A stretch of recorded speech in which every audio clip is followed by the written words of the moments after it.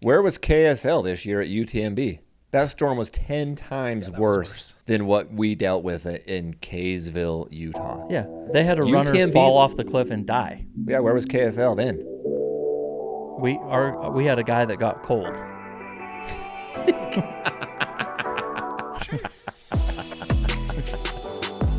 Welcome back to the next aid station. I am your host, Jake Kilgore.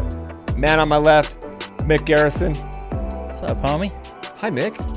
Hey, we're both wearing blank shirts. So boring. I felt like putting on something And I got snazzy. a new blank hat too. That's a dark hat. You went dark mode with the hat. Mm-hmm. It's been sitting in my closet for months. It's not that new, but hey, I went for a run this morning. You went for a run this morning? Did you get rained on? I did not get rained on. I did. Really? Yeah. What did you do on your run this morning? If you went up zigzagging down, then I did not do what you did. I just ran around the terraces, and I actually ran down the Fruit Loops and past your house and down Shepherd Creek Trail, and Okay. it was fun. I went for 11 miles on the road. I just wanted something different, dude. Oh.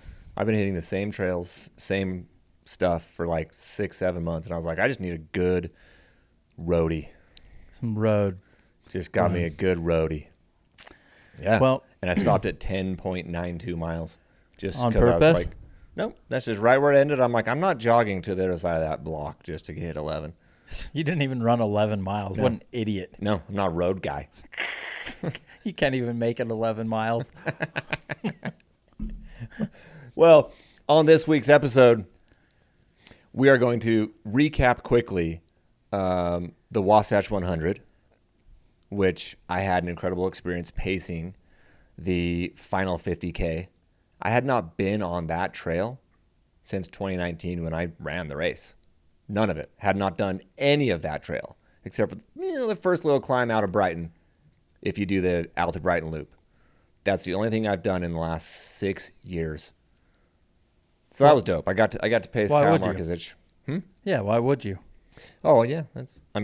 I was amazed at how dope the trails are back there. You're in the middle of nowhere, backcountry, and these trails are perfectly groomed. They're perfect trails. I'm like, who uses these trails? Is it different from when you ran it, or were you just in hell when you ran it? And as a pacer, you were like, oh, look at this. Yes to both. Yeah. It was a little different, but the majority of it is the same. And yeah, I was in a fresh headspace. Yeah, well, you guys were moving. Kyle Markovic crushed it, dude. If you guys were running that pace at the end of that race, I'm like, yeah, that's not me at the end, or you at the end of White Pine. No. That 10K that we closed was phenomenal. It was fun because it's like the Wasatch 100 ends on like 6 miles of cart path, dirt cart path. So like easily you're just side by side with each other, just rolling. If there was like a little climb, we'd run everything. And then I'd get a little bit ahead of him, obviously, because he had 99 miles on his legs. And then he'd catch back up and we would just roll together. But we were clipping like 8:30 miles. Like we were moving, dude. Yeah, that's nice. Like it was a push for me, and I was at mile 28, 29 of my run, and he was at mile 97, 98. What time did you finish? Just a few minutes before 5 a.m. So he was just, I think he ran like 23 and change. 44 or something, yeah. So yeah, just before 5 a.m. I was asleep. Oh yeah, you were just about to wake up though. Yeah. 30 minutes later. Yeah. About 5:30. So great experience. I want to cover some of the Wasatch 100 runners and some of the times, and then we've got just a hodgepodge slew. Wow. Schmisms. Jisms of items. Oh my goodness. How exciting. We got Scott, can you repeat what Jake just said, please? Schmisms and jisms of items. Love me some jisms of items. Yep, we got a lot of items on the chin today. if there's an item we should start with on the chin, it's Jose Cruz, the king of Wasatch. I kind of got a little heat last year when I called him the king of Wasatch when Jimmy Elam put an hour on him and ran the second fastest time ever at Wasatch. But Jose runs his 5th Wasatch 100 and his 5th podium. Oh, he's 5 for 5. Yes. He has a second, This a is- third, a first, a second, a first. This is his backyard. He runs a 20:38, wins by 20 minutes over first-time 100-miler, 24-year-old Josh Griffin, who was paced by Ian Ferris in the last 50K. Yeah. Ian picked him up at Brighton, and they just cooked, dude. Yeah, how about that Josh was in performance? 4th, and Ian paced him to a second-place finish, first time ever. That's Wasatch. amazing. Yeah. Didn't Yeah. a female do that too? Isabella. Yes. That was her first 100? First 100. And she won it? And she won it. First female, hell. Isabella. She told me how to say her last name because we ran tons Poulios? of miles together. It's a Greek last name, Polos, but Paulos. Paolo? I'm saying it wrong for sure. At some point when we were running together, it's a Greek last name that has been shortened by her parents, but it was like a really long Antetokounmpo last name. So she was cool. Okay, She crushed was it. way cool. If you remember, in our last pod, I'm like, I'll take her because she's from Telluride. Yeah, we said that. I listened to that. She'll probably win it because she's from Colorado. So I told her that while we were running. Oh. I go, by the way, I kind of picked you. She's like, nobody picks me. I'm like, well, you're from Telluride, right? And she like looks back because she was hiking in front of us. And she's like, what? And I'm like, I know who you are. You're all blue house, third window on the left. That's where you shower. I know exactly who you are. I know exactly where you shower. Yeah. She's like the first female in like 10 years to go sub 24. Okay. Yeah, I didn't like take forever on the research, but I did some research, and the 10th fastest time, female time, is a 23:35, and she went 23:45. So she could be the 11th fastest ever, but 11, 12, 13, somewhere in there. I didn't like go through all the archives, but Nice. I did click on like the last 10 years, and a female has not gone sub 24 in a hot minute. Probably ever since they changed the course roughly 10 years ago to go up Bear Canyon. When they changed it to go up Bear, that's why Jimmy Elam's time from last year is so freaking impressive, and Isabella's time. Because Great Western route was definitely faster. Well, and they changed some other stuff. Uh-huh. But yeah, that route, and then it changed other stuff throughout the race that made it faster than it is today. That Wasatch was faster from 2005 to 2015, just strictly off times. If you look at Carl's times, Trevor Fuchs' times, like these dudes that were winning it, their times are faster than But so today's is the times. sport. Yeah, so that's what I'm saying. Jimmy's time, Maybe it's not just the route is what I'm saying. the route is harder, is what I'm saying. Yeah. Regardless. Like Regardless, doesn't matter. runners are getting faster and faster. And you're saying it's not that necessarily. It's If runners were getting faster and faster, we would have a bunch of the top 10 men and women times would all be in the last 5, 6, 7 years at Wasatch. But that is not the case. Like none of Jose's times, I think, are even in the top 10. Pull the men's right there, Scott. 1830. Yeah. Yeah, Like, right. Well, remember Jeff Rose? He crushed Western. Oh, But that's like crazy. Jimmy's 1908, in my humble opinion, is the best performance ever at the Wasatch 100. Course. And you conditions, ran with everything. him. We Yeah, and I saw ran a him couple on- miles with on him. course. I barely kept up, dude. I ran with him twice, and it was hard both times. And I'm I was like, just- I- I was just recording him. Bro, I told him. So where did Wasatch used to go? Where's the old Wasatch Trail? Is it up Great Western? Yes, The DC Peaks? DC Peaks. Okay. So when DC Peaks, when we created our course, everyone was like, "You can't do that. They're not going to permit it." And we're like, because the old rumor is that Wasatch had to change their route to go up Bear Canyon because the U.S. Forest Service wouldn't allow them to use the chin scraper. But we're all up on that chin. You know what I'm saying? Shit. They let us do it. Well, if the way that our race started, how we had to go, Yeah. you and I had to go make a trail, Yeah. I don't blame them. Sure. I would be like, nope.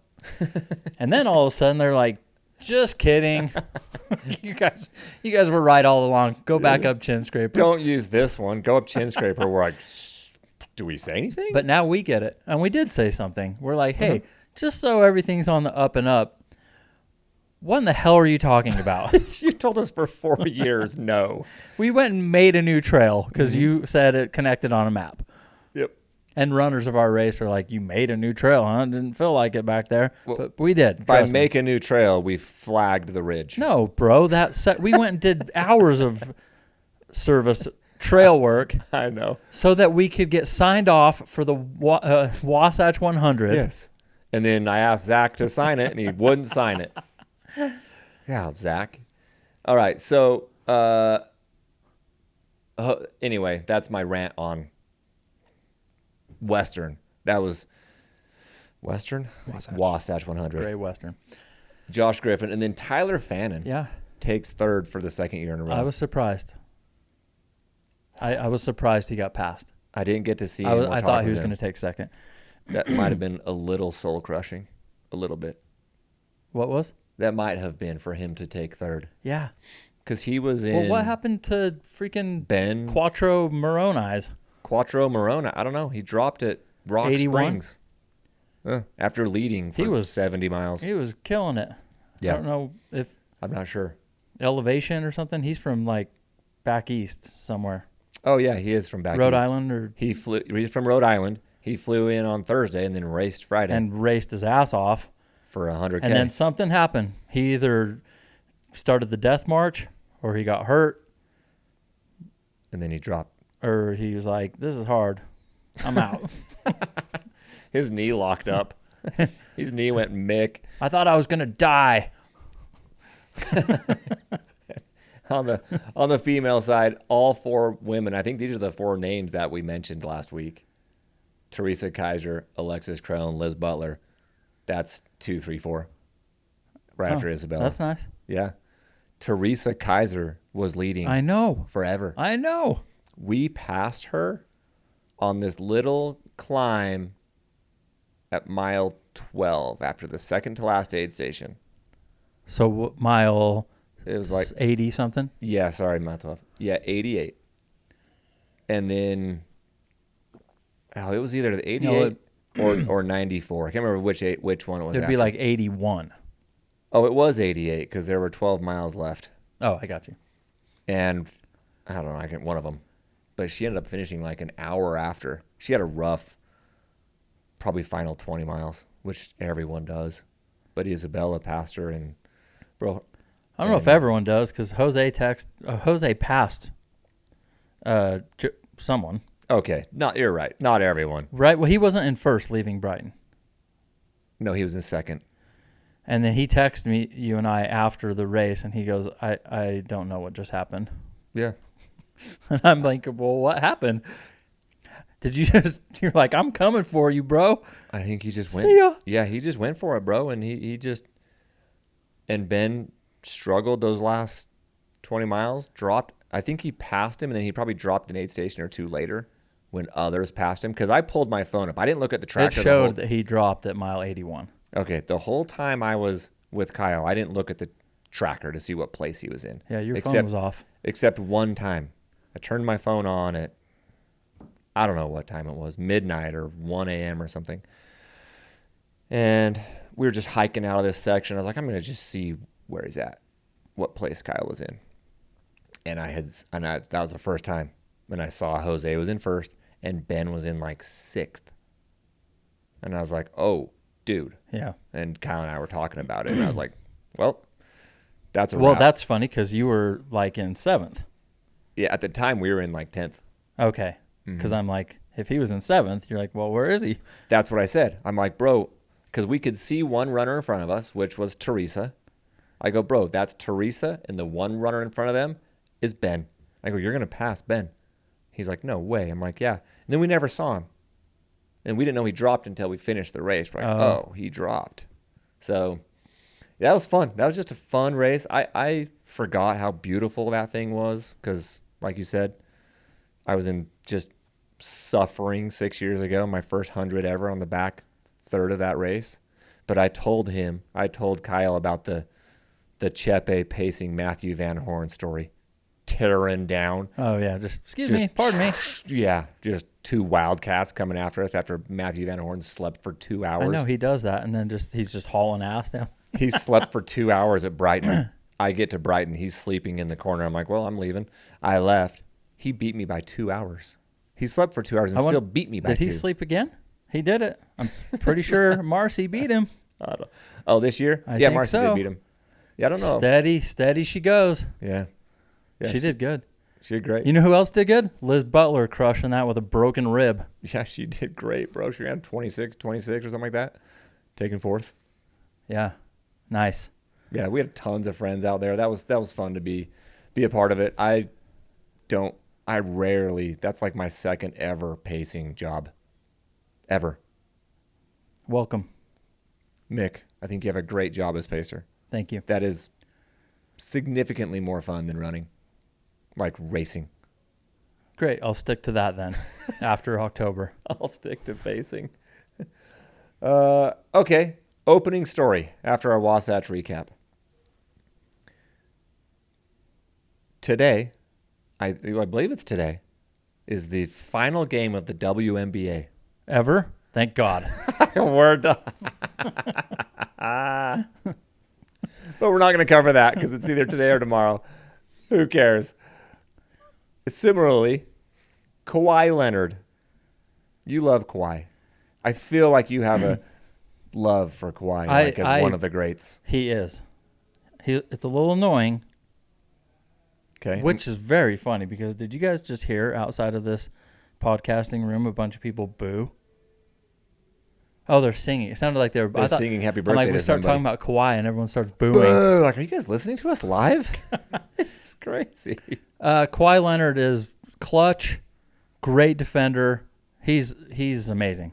Okay. I don't know how I feel about him and his load management bullshit. Okay. Well, I'm going to give you something else to think about when it comes to Kawhi. If you recall a few weeks ago, I brought up the Steph Curry, we should get equity in the NBA. Yes. And we were like, shut up, dude. I love you, Steph. You're my dog. But that's a terrible take for Steph. Mm-hmm. And we were like, well, there's other ways to like get these NBA players money to pay them outside the salary cap. Like Stockton and Malone oddly had car dealerships from Larry H. Miller in Utah. That's weird. I wonder if that was part of their compensation. No, Larry just got him these car dealerships. Yeah. So Kawhi Leonard, I'm going to read it. Reports indicate Aspiration, is a company owned by Ballmer. It's one of the Ballmer companies. Aspiration offered Leonard a no-show endorsement contract worth at least $28 million. So Ballmer Company may have paid Kawhi Leonard $28 million on the side to not have to show up to endorsement and media stuff. So it was a no-show deal. This is under investigation. I don't even know what you're saying. Allegedly. I'm not breaking news. I'm going to pay you here. not to show up? No. We're bumping up against salary cap issues. Uh-huh. And stars are required to show up for certain endorsement and media things. They're required to do that. And if you don't, you get fined, blah, blah, blah. Yep. So allegedly, this Ballmer company, little slipperoo under the table to Kawhi, $28 million last year, so that he could like siphon money outside of the salary cap. Okay. And B would be it doesn't count towards, like, now you don't have to show up for these media or endorsement related items. Because this was going to satisfy that? Yeah, because I'm paying you, so you don't have to do that. But then he never went to any... It's basically paying someone to tell them you don't have to do your job. I don't get how that gets him out of the NBA rules, the requirements for doing media stuff. I don't know. That they just called it a no-show endorsement contract. I tried looking it up, trying to understand exactly what it was, but I was like, okay, in essence, Ballmer was getting very creative to pay his superstar under the table money. Okay. And I was like, I'm sure that's the first time ever that's happened. They've been doing that for 30 years. You got caught, idiots. Why do you want to pay him all this extra money? I would be down for him to leave my team. Speaking of dudes that sit out and never play. Not old Kawhi, but new Kawhi. I saw a stat this week also that's not on my list. Joel Embiid. Yeah. Joel Embiid has played like 450 or 470 games in his career. He has sat out and not played exactly 400. Ugh. What a bum, dude. What a freaking bum. He's not healthy right now. He's never healthy. He's a bum. I can't stand that guy. What is being healthy and being a bum? If you're unhealthy, I hate you. Grant Hill? I love Grant Hill, dude. Yeah, love him. Yao Ming? Huge. Everything is big on him. Huge feet. Yeah, those were always hurt. His head is this big, bro. I know. His head would He just does have a block Fred Flintstone head. It's huge. Yeah, anyway, that's Zion? Why isn't it Zion? Zion? I don't know. But The king of the jungle is a lion.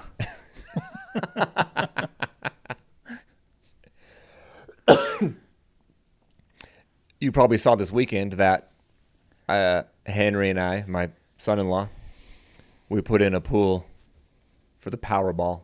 Yeah. What do You mean? also put in. I was like, You put in $25, our league minimum. to win 18 mil. No, 1.8 bill. No, I would have. Oh, you would have. $25. Yeah, that was a good bet. So we won, right? I can't say. But I'll tell you this much. Henry got screwed by the lady selling him tickets. So it's only $2 per ticket on the Powerball. Yeah. And you can buy a $10 ticket that gives you 5 numbers. You can do $1, but if you do $2, you get the actual Powerball number. And he was like, he walks into this store in Wyoming. He's like, I want to buy Powerball tickets for the big money. She's like, okay, it's $3 a ticket. And he's like, I thought it was 2. She's like, well, no, if you want the Powerball, it's 3. So it went back and forth, 2 or 3, 2 or 3. He's like, okay. So he does $3. Then he gets home and he's like researching it. And he's like, she freaking scammed me. All I had to do was the $2 one. So we would have had another 150 tickets. We got 300 and something tickets. We would have had 150 more. Has it been announced? So 2 people won that night. Not from there. I am not saying. Okay, it is online. One's from Texas and one's from like Baltimore or somewhere. Oh, thank God. That would have been terrible. They're like Wyoming. Yeah, if it came from that store, we'd go up there with pickaxe. Is there anything more fun than sitting around with your friends or your family and talking about what you would do if you won the lottery? I don't know why it's always fun. I mean, that sounds fun. Sure. If we would have won, what's the first thing you're doing? Well, we are let's live. just fast forward past that. After the shower, What's the second thing you do? I don't know. I quit my job, bitch. You're like, well, hang on, we haven't won yet. I don't know what I would do. You'd have to come up with something. A, to not let anyone know that you won, and you can't be a retired guy. You'd be bored as hell. Yeah. So I don't know the first thing. If you want, so at 1.8 bill, if you didn't have to split it with anyone, my God. you take the lump sum. It was either 770 million or 820 million. We'll call it 800 million. So you take 800 million, you got to pay half of it to the government. No, that's your lump sum after taxes, everything. So you get 800 mil. 800 mil just deposited I would into your call account. our financial advisor and be like, Big Ron, Ron from Ron Tucson. Hunt. I'd be Shout out Ron Hunt.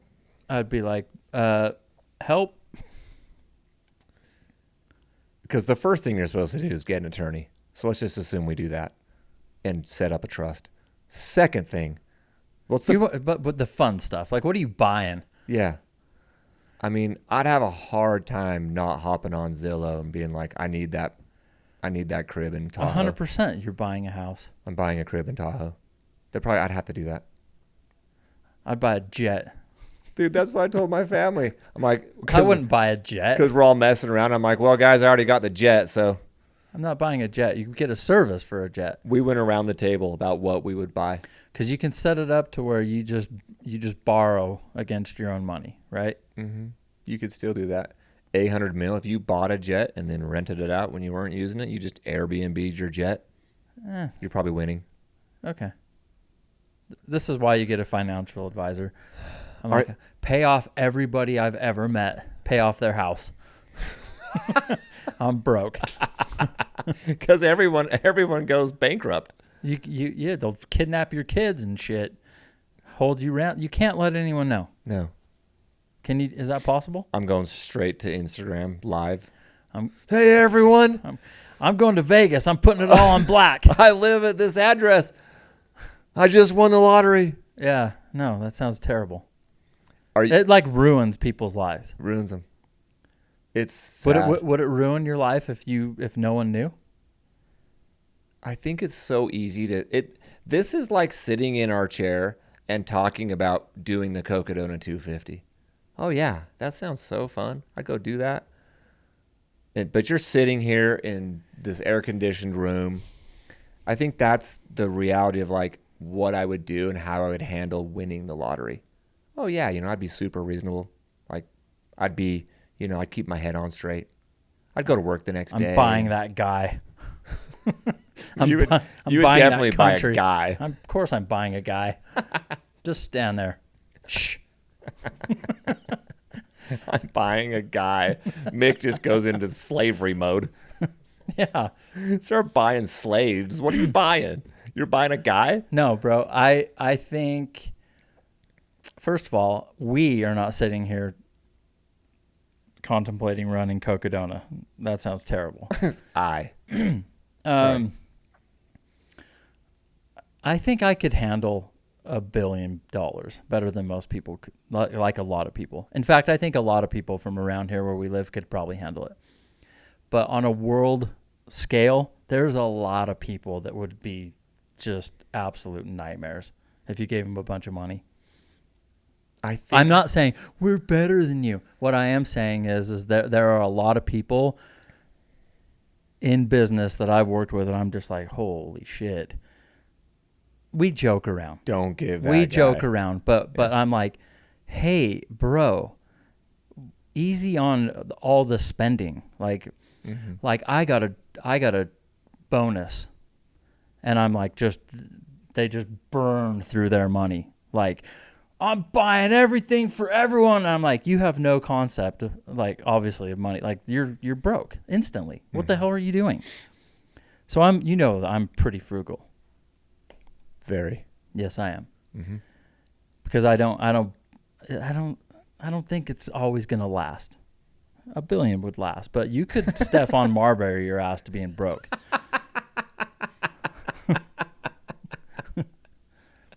You know who's going to be broke in 5 years from now? Tyreek Hill. That dog is going to be broke. Why? What's he doing? Everything you're not supposed to do. Oh, just $100,000 bottles of champagne. Yeah. If you live that life, dude, you're done. This is what I'm saying. Yes. Like, what are you doing? Yes. Like, if I was a billionaire, I would not pay $100 for a steak. No. You are so full of it. Yes, no, I'm not. You would. No, I'm not. $100? Unless I'm calling cap on that one. Yeah, that's super cap, bro. $100 for one steak. Yes. When we went out to dinner and did this, it was the dumbest shit ever. If you were like traveling and you were in a place and it's just you're screwed and that's what you're doing, fine. But I'm not. No, private chef. Everyone's like, it's so easy for you to say that now. Uh-huh. It is. Maybe. $100 is nothing. To you for rich a folk. billionaire. It's an investment in your well-being, Mick. No. Yeah. It's stupid. You actually might How be, much are those mashed potatoes? They're $45. And I'm just looking around. it I'm like, you feeds guys, 2 people. It fed 2 people. And I'm like, this whole thing, you guys are all pieces of shit. This is stupid. Do you know how many cans of potatoes? You know the ones they give you at aid stations? Do you know how many cans of potatoes I could have had that I could have plopped into the microwave for that? You might What, like be you're tricking me with the garnish on top of it. like, tricking me, bro. Yeah. You might be in the 1% of people. If lump summed 800 mil, you'd keep it. 99% of people, I think, are burning half of that so fast, including myself. I like to sit and be like, oh, I would be to work the next day and my life wouldn't change. I wouldn't even tell my kids. No, you would know instantly. Yeah. You would know instantly because that would be fun, dude. Okay, when you talk That about... would be so fun. Here's something fun. We just decided to take our whole office on a cruise. Let's go. Nope. Yeah, but think of if you win $800 million, you could buy a $200,000 car and still have No. $800 million. Why the It hell wouldn't- would you buy... Yeah, you'd still have 800 million. You'd still have $800 million if you spent $200,000 No. on a car. Never. Okay, what's the nicest car you're buying if you have 800 million? Maybe like a Lightning. I don't know that. A Ford the truck. Oh, that yeah, like- that's cool. Yeah. Well, that's 150 grand. Yeah. Okay. Yeah. Well, why are you so quick on the no when Scott said Because 200,000? it's double that, and that's like the nicest car I can think of. Hold on, let me run 150 to 300. Oh, I thought he said 200. I thought he said 3. Okay. 6, 7. My kids are rocking that. You know how I like to spend some stuff on DC Peaks? Yep. Like, we got some cool stuff You this got year. very excited this year. There's some cool stuff with the Yeah, finish line. you got excited. You guys are going to like it. Okay. If I had that kind of money, I would, you know that section that I hate that goes across the gun range in Centerville? Yeah. I might buy up that land and just make like, Palm trees. bro, no, like you're running through the Pirates of the Caribbean ride at Disneyland. Like I might go crazy to make our race better. Like I would be down to have you run through. You're the haunted investing in house. DC Peaks trail management. That could be fun, doing stuff like that.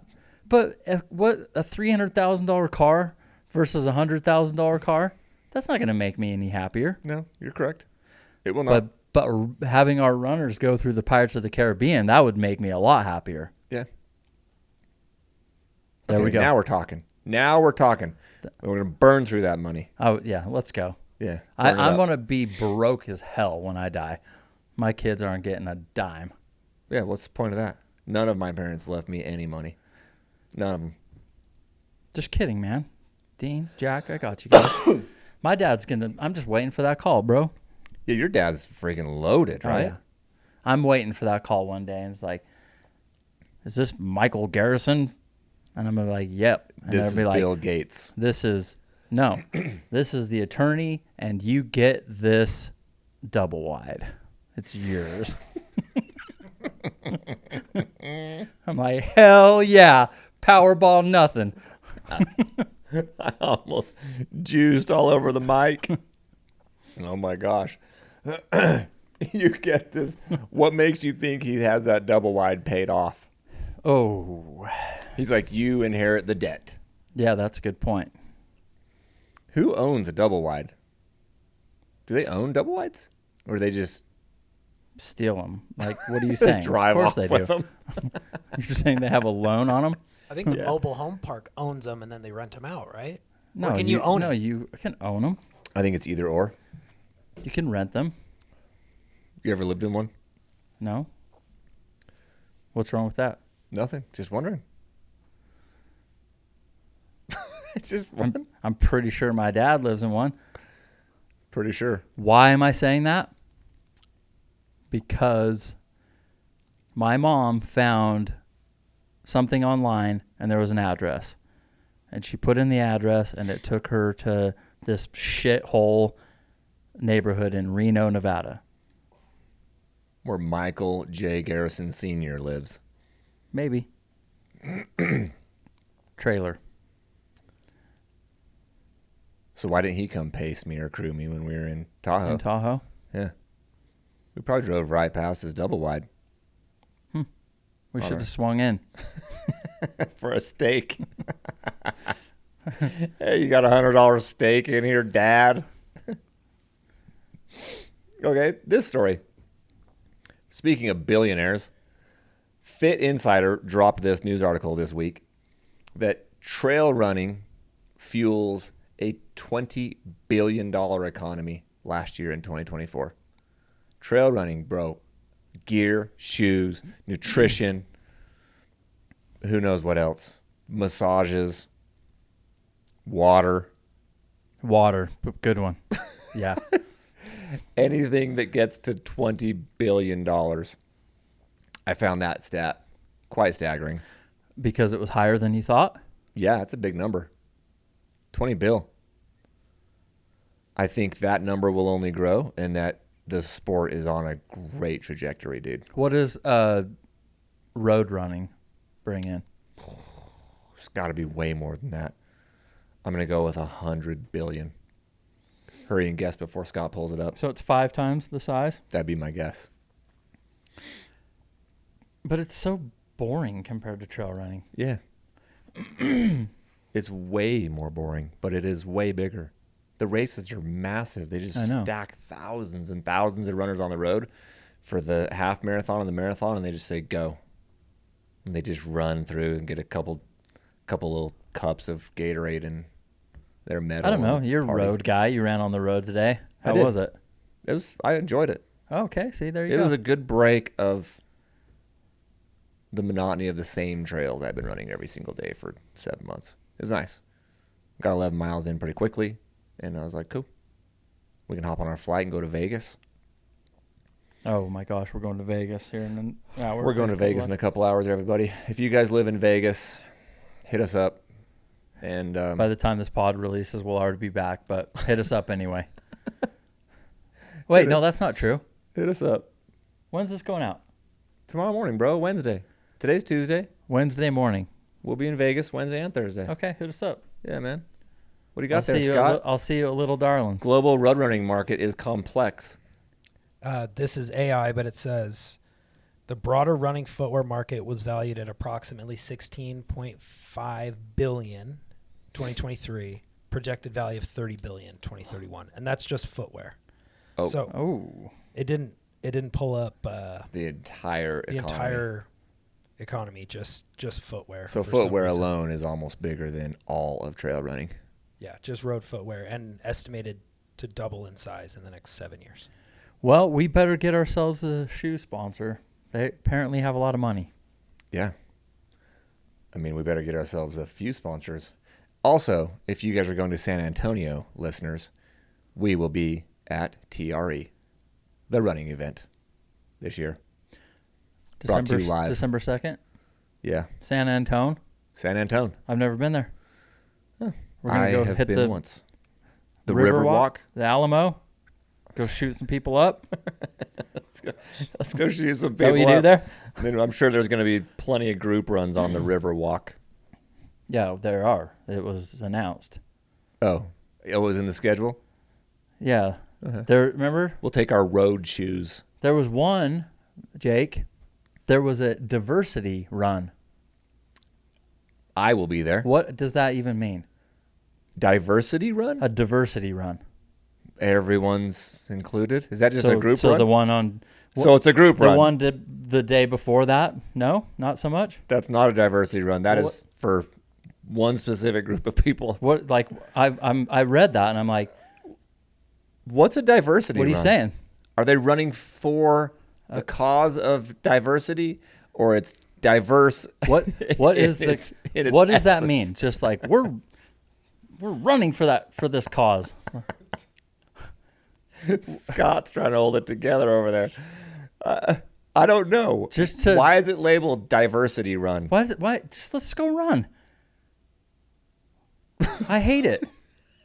Let's just go for a run. I don't look at you like you're a girl and I'm a guy and you're a black dude and I'm a white guy. we're runners. We're going for a run. I don't make everything. Ugh. You got to make everything for a. Everything's always directed towards we're just people. The Just go for a run. diversity or the minority or the what? I'm like, shut up. Let's just go for a run. Can we just go for a run? I don't want a diversity run. I just want to run.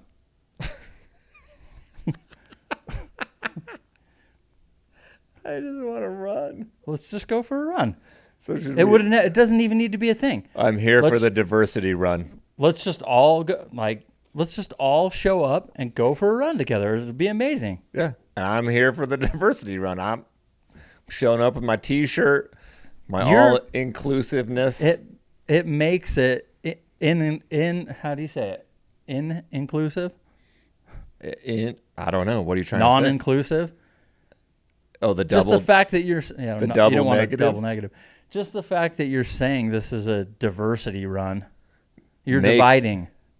makes it not diverse. Yes, you're what about the run before yesterday's? Here it is. Go ahead, Scott. Did you have something, sir? Oh, Come on, Scott. he's got. Which run are you going for? Are you going with us? Diversity run makes no sense. Thank you. Wow, we're on to something here. Where is that? I'm looking at the schedule right now. I feel less included at a diversity run. It was than a group run. the last day. Thursday, December 4th. Indy 5K Run Walk, Exhibit Hall, 2 hours. Is it just a diversity of distances? Maybe.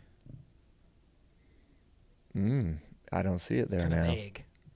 I don't see it there now, but I am scrolling quickly because we're. Did you see it before? Yes, I clearly did, bro. Because Okay, I sent it to you and you messaged me and I died laughing, dude. Wait, so you're saying they got rid of it? I don't know. I could just be scrolling too fast through it.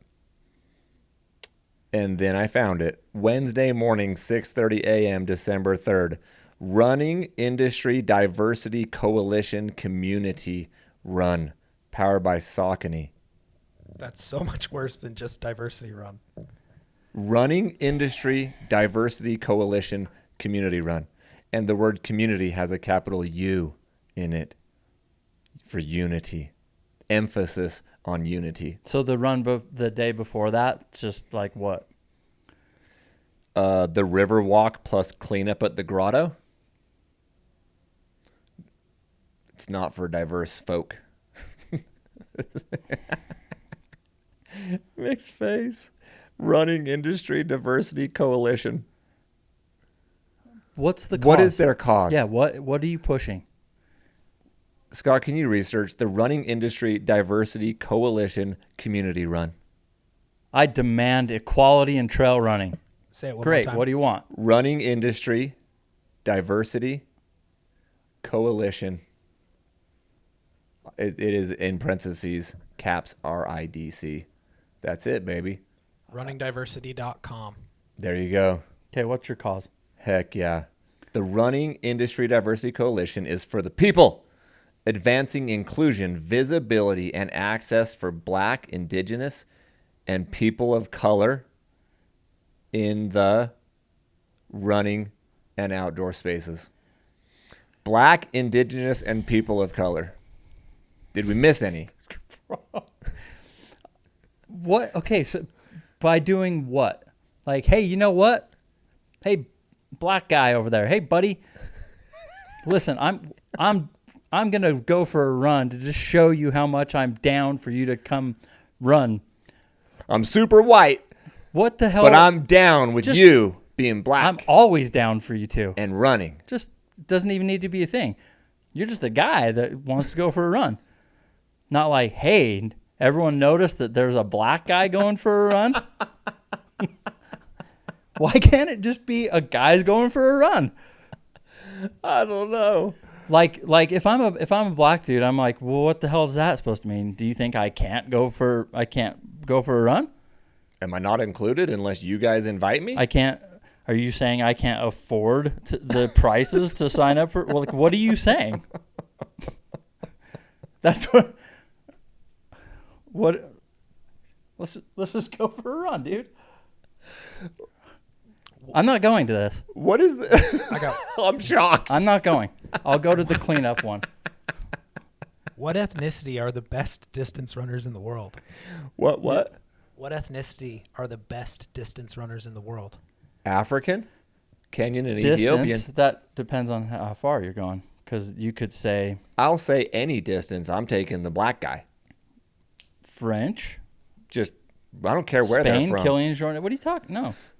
Yeah. If it's a marathon, yeah, black guy. 100 meters, 400 meters, Yep. 200 meters, Yep. That's not distance. a mile. You said distance runner. That's not a distance. You're going a distance. Gotcha. Thank you. Thank you. I think that the black guys from like Kenya could totally smash it if they wanted to in the 100-miler, but they haven't yet. So to say that they are the fastest distance runners, I don't know. I don't know that they're faster than Americans and French and well, they are Americans too. White Americans. Luckily, runningdiversity.com is going to help us find out, because they're going to be so inclusive of advancing inclusion and visibility and access. And access. What for is that? Blacks, indigenous, and what's the other one? People of color. Huh? So, but What is people of color? Just, I'm being serious. What is that? Just anyone not? Because you're saying not black, so like brown skinned people from like Mexico. I don't Tongans? know. I'm being serious. So basically everyone but white people.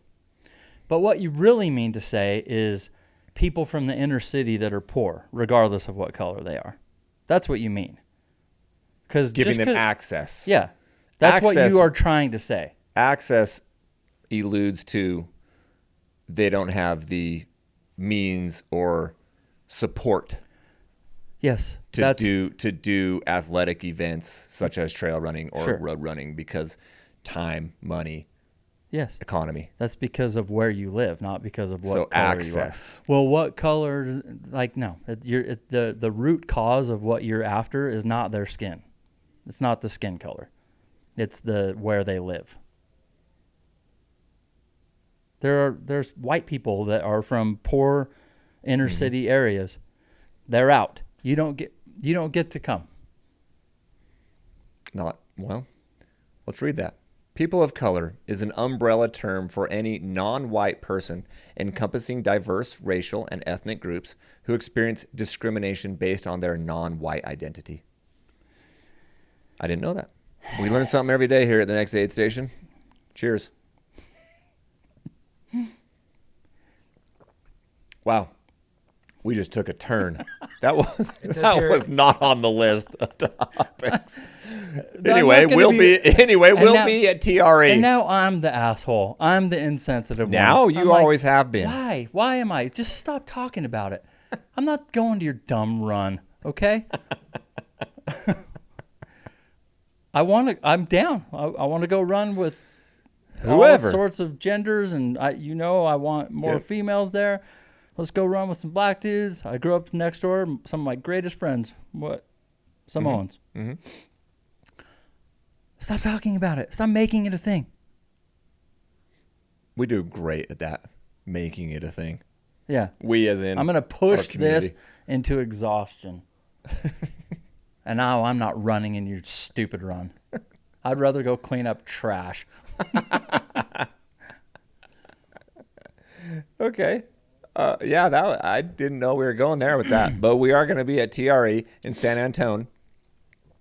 Probably wearing some dope shirts on a group run. Great. You guys have to go to the group run now. We have to go. Should we go spy on it? I'm like, whoa. John, what are you doing in that group? John, is that the most white first name you Kevin? could think of? No. What's the whitest name? I don't know. The whitest name. I don't know any black Jakes. I definitely don't know any black Micks. I don't. You dirty Mick. That's what some guy just called me that at the running store. Yes, he Irish. did. And I am Irish. Yes. Okay, how about this one? Guinness Book of World Records. I don't know how I feel about the Guinness Book of World Records, but this popped into my feed and I was dying, bro. I showed Ty, my son. Okay. He's 12. The Guinness Book of World Records was broken for the fastest 100-meter. Ran barefoot over Legos in 24.75 seconds. And it probably came into my feed because it was running. And I'm like, I know a guy that just won a 100-meter race. And that was you a few months ago when you about pulled your hammy. Growing, yeah. Growing. I think you could beat that record. Do we have 24 seconds? Barefoot over Legos. I can't believe that is a category. I think you can get a Guinness World Record for anything. Just ask Candace. She has one. Just go do something and then... Allegedly, and then put it in. I mean, you got to pay a bunch of money to Guinness, too. You have to pay them? Yes. Because they got to send somebody out and then you got to validate it and you got to pay blah, blah, blah, blah, blah, we blah. should ask Truett. He knows a thing or two about that. Yeah, they had to pay thousands of dollars. Look at this run, Sponsors bro. did. Look at this chick. She's in lane 5. No, I'm not doing that. 1, 2, 3, 4, 5. She might be in lane 6. 1, 2, 3, what? 4, 5. She's in lane 6. Look at that she's stride, cruising. bro. She is cooking. Oh, she's whoa, not almost fell off. really cooking. I mean, apparently she is because if she beat the other person that's ever done this. Look at that. Oh, she leans in. She leaned in for the victory. I just want to thank I'm all now, of my supporters, my 4 kids. Do you think she trained for this? Yes, of course. What does her Strava profile look like in her training block leading up to this? Like, you got to start out with 5 meters across the Legos. She probably built a base. 10, back down to 5. Do you think go crazy? Do you think when she's at home, she's like, "Don't clean up those toys"? She's just stepping on all the kids' toys. Look how happy she is too. Hey. What? I mean, that's the back of her shirt says athlete. I mean, if you got to announce it. That's exactly what I thought of when I saw this mom running across Legos for a world record, Guinness World Record. I was like, oh, damn, athlete. Now that there is an athlete. Lean. I'm pretty uncomfortable with this story. She's from New Zealand. Ah. Kiwis. Yeah. I think the hardest thing about trying to break this would be trying to find 100 meters worth of Legos. Yeah. That's a lot of Legos. Any listeners, if you have access to Legos, we would like them donated to the Davis High Kaysville, Utah track, where Mick Garrison will break said Kiwi record. Bro, you'd crush that. Don't look at me like that. You're training for Why don't that, we just dude. come up with something else? Like, run across some dildos. 100 meters of dildos. That's never been done. That's very, like... WNBA No, of me. there's a lot of potential to roll an ankle there. just ask Aja Wilson. What's her name? I don't know. Yeah, just ask any WNBA player's name. I can't name. Are people still doing that? I don't know. There's only a couple more games Didn't left. you say we're going to a game? There's only a couple more games left. Are we going? There is a game in Vegas tonight. But we have dinners. You pack the Jimmy. If I pack it, you throw it. No. Oh man, you pack it in. There's nothing illegal about that. Throwing it gonna get me in the clink. We're not going. No, unless there's a potential that Brittany Griner's there to dunk. Okay. And I'm not Anyway. doing that race either. You know what you could do though? I wonder how much it would cost to 3D print enough Legos. Maybe that's what they did. They just 3D printed them, because that'd be pretty cheap. It'd take Then it's not a Lego. very long time. Well, that's true. It's not the actual brand Lego. Do you think Lego donated those for the cause? Sure. Yeah, I think Lego would be down for a partnership. I don't want to do that. Who else would be down for a partnership? Because we can get you a record, a 100-meter record. What do... She didn't win 25 seconds? 24.75. I don't even know what I could run 100-meter normal in. 15 seconds, probably. Yeah. I have a video of it. I could probably see. Yeah, I bet you're going sub 20 on any surface. You could definitely do sub 20. Like right now, if we went outside, you could do sub 20 in those shoes and pants probably. Yeah. We just need to find something that you could run across to win some stupid Guinness record. Bro. Dan Jones, that's your people, bro. Get your freaking people in line, Dan. That's the dumbest record ever. Is he for real? New Zealand's a great place. What a great country. Dan's a stud, and that's his people. Well, Dan, you gotta. There's only how many people live in New Zealand? 32? Nobody does anything stupid from here. No. We only have 300-something million people to watch over. Yeah. New Zealand has... China has 17 billion. China's 17 bill. Just ask Jake. Exactly. Wait, before we jump to this one, Scott, we had another... You popped up the other one today. This just in, breaking news, Joyline. This one's crazy. Did you see this, bro? Briefly. Salomon Running posted this right as we were walking into the podcast room, essentially. I'll read it. Salomon has received official confirmation that Joyline Chepgano, one of our trail running athletes, has returned a positive anti-doping test after the use of injected painkillers in the form of corticoids. We're going to need to look that up. What's corticoids? This behavior contradicts the values at the core of Salomon's DNA, which shape all of our actions. We will uphold these principles without compromise. Any violation is unacceptable and will not be tolerated. So they dropped her.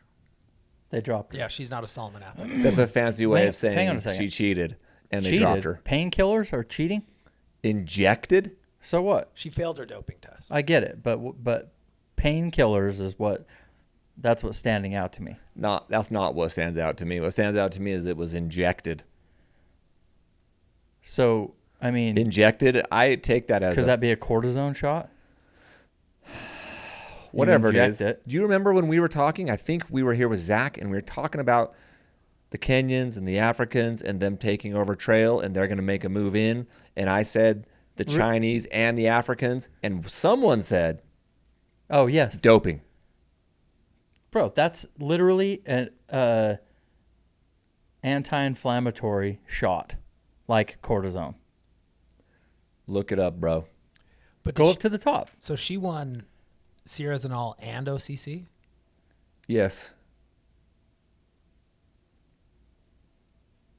She's winning. She's like Used up, to reduce... Bro, she's up for like Trail Runner of the Year. Who cares? She has been suspended for 2 years after testing positive for a corticosteroid, if I'm saying that right, used to reduce inflammation. That bothers you? I don't know enough to say it bothers me. I know enough to know I'm not shocked when someone gets busted doping. That's not doping. It's a steroid. Well, they did something on the doping list. So it says here... I guess... It's a powerful synthetic anti-inflammatory medication that mimics the effects of cortisol, a hormone naturally produced by your adrenal glands, and they're different from anabolic steroids used by athletes to build muscle. So it reduces inflammation, swelling, pain. I have no problem with this. That gives you a competitive advantage right there. I have no problem. It should be off the list. I don't think you're suited enough to say that. If it's okay, then show me something else. Sure. Anybody should be able to take a shot for inflammation. I don't care. Well, I don't think that's what this is. Just a cortisone shot. I didn't say it was, but it seems like it's doing the same thing. I mean, Jim Walmsley literally was on the mic a few months ago saying he hit a cortisone shot. That's steroids. So did So did I'm blanking his David Roche. I feel like a lot of people do. Tons. Okay, Tons so you're do. saying if A cortisone shot is not on the list. so, what's this? Why is this on the list? Well, A powerful one. a powerful synthetic anti-inflammatory medication that mimics the effects of cortisol. It's very powerful and gives you a competitive advantage. By That's why. how? I'm not a doctor or ChatGPT'd or Googled. I'm not ChatGPT efficient. I don't know. By reducing pain and inflammation, I'm not jumping to her defense. I'm more of like, increase the amount of glucose available for energy during exercise, and decrease the sensation of fatigue. Decrease the sensation of fatigue. that'd be nice. Hook me up, dog. Give me some of that. I don't know where Joyline found that, but these elite athletes at the highest level, they know what is and is not on the list. I know. They're intentionally taking something for a reason. But when they get caught, they're like, "Oh, I didn't know that. That's crazy." That's what I'm saying. I think it's unfortunately pretty, I don't want to say common, but I know it's an issue with Kenyan athletes specifically. It's Like, been it's within, like, she may not have even known. It just might have been a part of her training regimen. Like they were giving it to her for recovery after workouts or something. there's a good chance she had no idea. You But know, the people around her know. Yeah. Her coaches and her trainers and her physiologists and her blah, blah, blah, blah. All of them. They know. I know you shouldn't have done it, but you know, bored guy. See, it says here, not the first time it's happened to a Kenyan athlete. In 2022, Kenyan athlete won Sears and all same thing happened. Hey, just let it go. If you want them in the race, Give them access. okay. Like we do solar. Yeah. You have to use the electric code book. Oh, yeah. NEC. NEC. Uh-huh. The people that make that code book, all the can you imagine Nerds.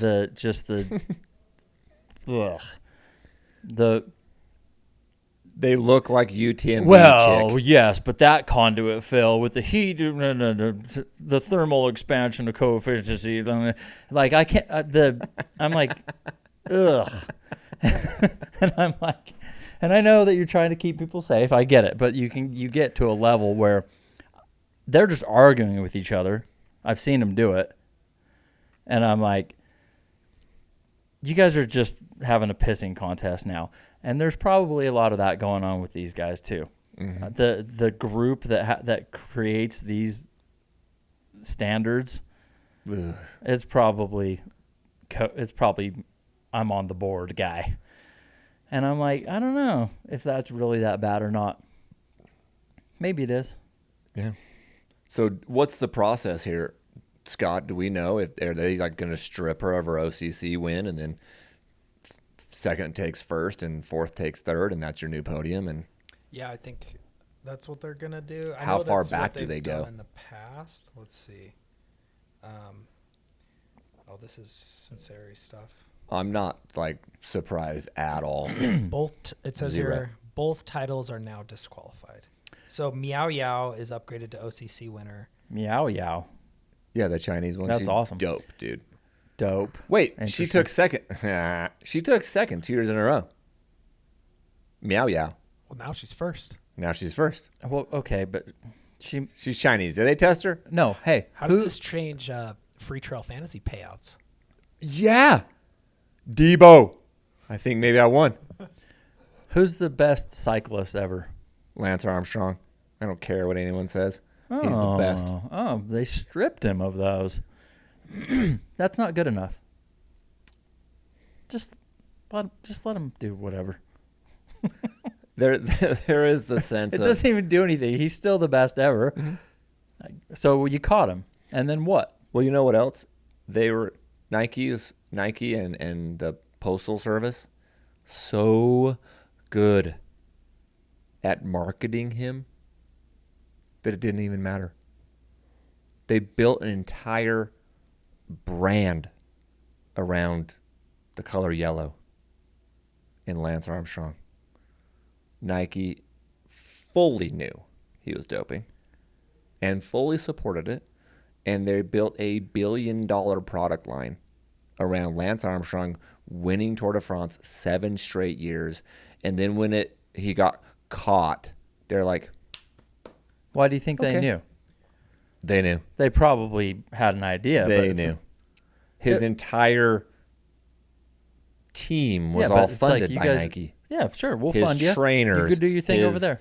His therapists, all that. I think they had buildings named after him on campus. Yeah, bro, they knew. Nike HQ. And they had to I read that they had Having to an send, idea is not the same thing as actually knowing. Sorry. Oh, you're good. They had to send they sent shipping containers full of just Lance Armstrong memorabilia to him and his mom's house after they dropped him. And they just showed up at his house. Shipping containers full of stuff from Nike. And there's just all these steroids in there too. There's needles hidden in the helmets, in the spandex. He puts on a pair of spandex, go for a ride, gets a poke. They're just hidden in there. No, they knew, bro. Come on. So do you think everyone's doing it?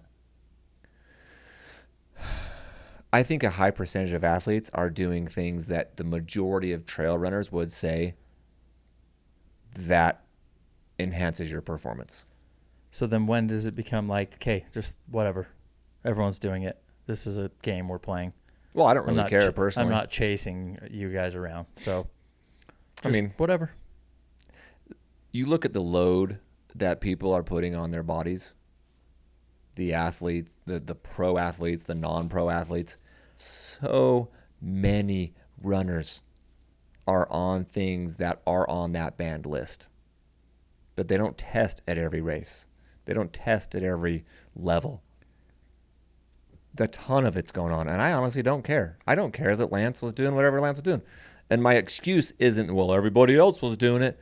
Roger Clemens and Sammy Sosa and Mark McGuire. I don't care.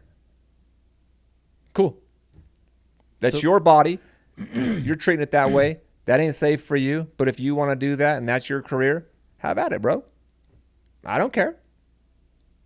I literally don't take anything. I just 3 days ago was like, I should probably start taking some multivitamins so I don't get sick. That's it. I take 2 multivitamins a day. I started 3 days ago. I don't do anything, bro. What if you could start podiuming these races if you did some juice? Yeah, I mean, I don't. I'm whatever with that stuff. Honestly, money, sponsorship, all prestige, all this stuff comes along with it. And the only difference is, you dope, they don't. Yeah, I today sitting here be like, no, I don't really care that much for me personally to do that. You're like, well, then do it. Everyone, it's just open. Just do it. Yeah, I honestly just don't feel. I feel like I am. I want to push my body to its extreme natural limits. That's kind of my own personal opinion of I want to see what I can personally do by training, tweaking, strength, fitness on my own. I'm down. I'll take testosterone. I don't care. I'll take this. I'll take that. I'm just not doing any of that right now. Do you think pros would think differently? About which part of that? About just I think that they would have an opinion. They would care if someone was doping and they weren't. I think that they probably would. Then you're like, then dope. Well, that's kind of the thing in baseball. Minor leaguers are literally everyone on the roster on my AAA team is doping. If I'm gonna go to the majors, I gotta dope. I got dope with them. What do you think, Scott? Endurance athletes are, in my opinion, in that same category: swimming, biking, running. I mean, I don't know. I think doping is performance enhancing, obviously, and it's their career. And I think they feel probably a lot of pressure to stay at the top. And if people dangle a carrot like you just did in front of a Mick, it makes it kind of hard to say no. But do you think that it should just be legal, or should they play this game of testing and suspension and pulling course records away? And I think it needs to be an even playing field. I think you can't, if somebody's doing it and they're winning, everyone should have access to it, or it should be banned. That's what I think. Does everyone have access to it? We'll find out at the diversity run. Hell yeah. Oh, that's what. You guys bringing the dope to the diversity run? Yeah, we're bringing the dope. We'll make sure everybody has access. Yeah, I don't know. If it's on a banned list and you are doing it, you are cheating. I feel like you're attacking the African runners. Whoa. That's what I feel. I feel like that they're attacking. They're making it so that the African runners can't, participate. Joyline has access to, as a person of color, she has access to things that maybe the white person doesn't have access to. Doesn't feel very diverse inclusion there. I feel like they're picking on her. Yeah. Did they test the white runners too? Yeah. Good question. Or just the African who took first? You, into the tent. You couldn't have possibly done this on your own. Ruth, you're fine. Yeah. Tom, you're good. Ben, So into the tent. is that the deal? If you top 10 or whatever, then they're testing you? I'm not sure what the rules are. I think there's a big concern for it at the Golden Trail World Series, like these shorter events, because they are just so fast. I think they can use a lot of this stuff to just like improve the recovery and be able to do it 2 or 3 weeks later because they are just racing so much in a calendar year.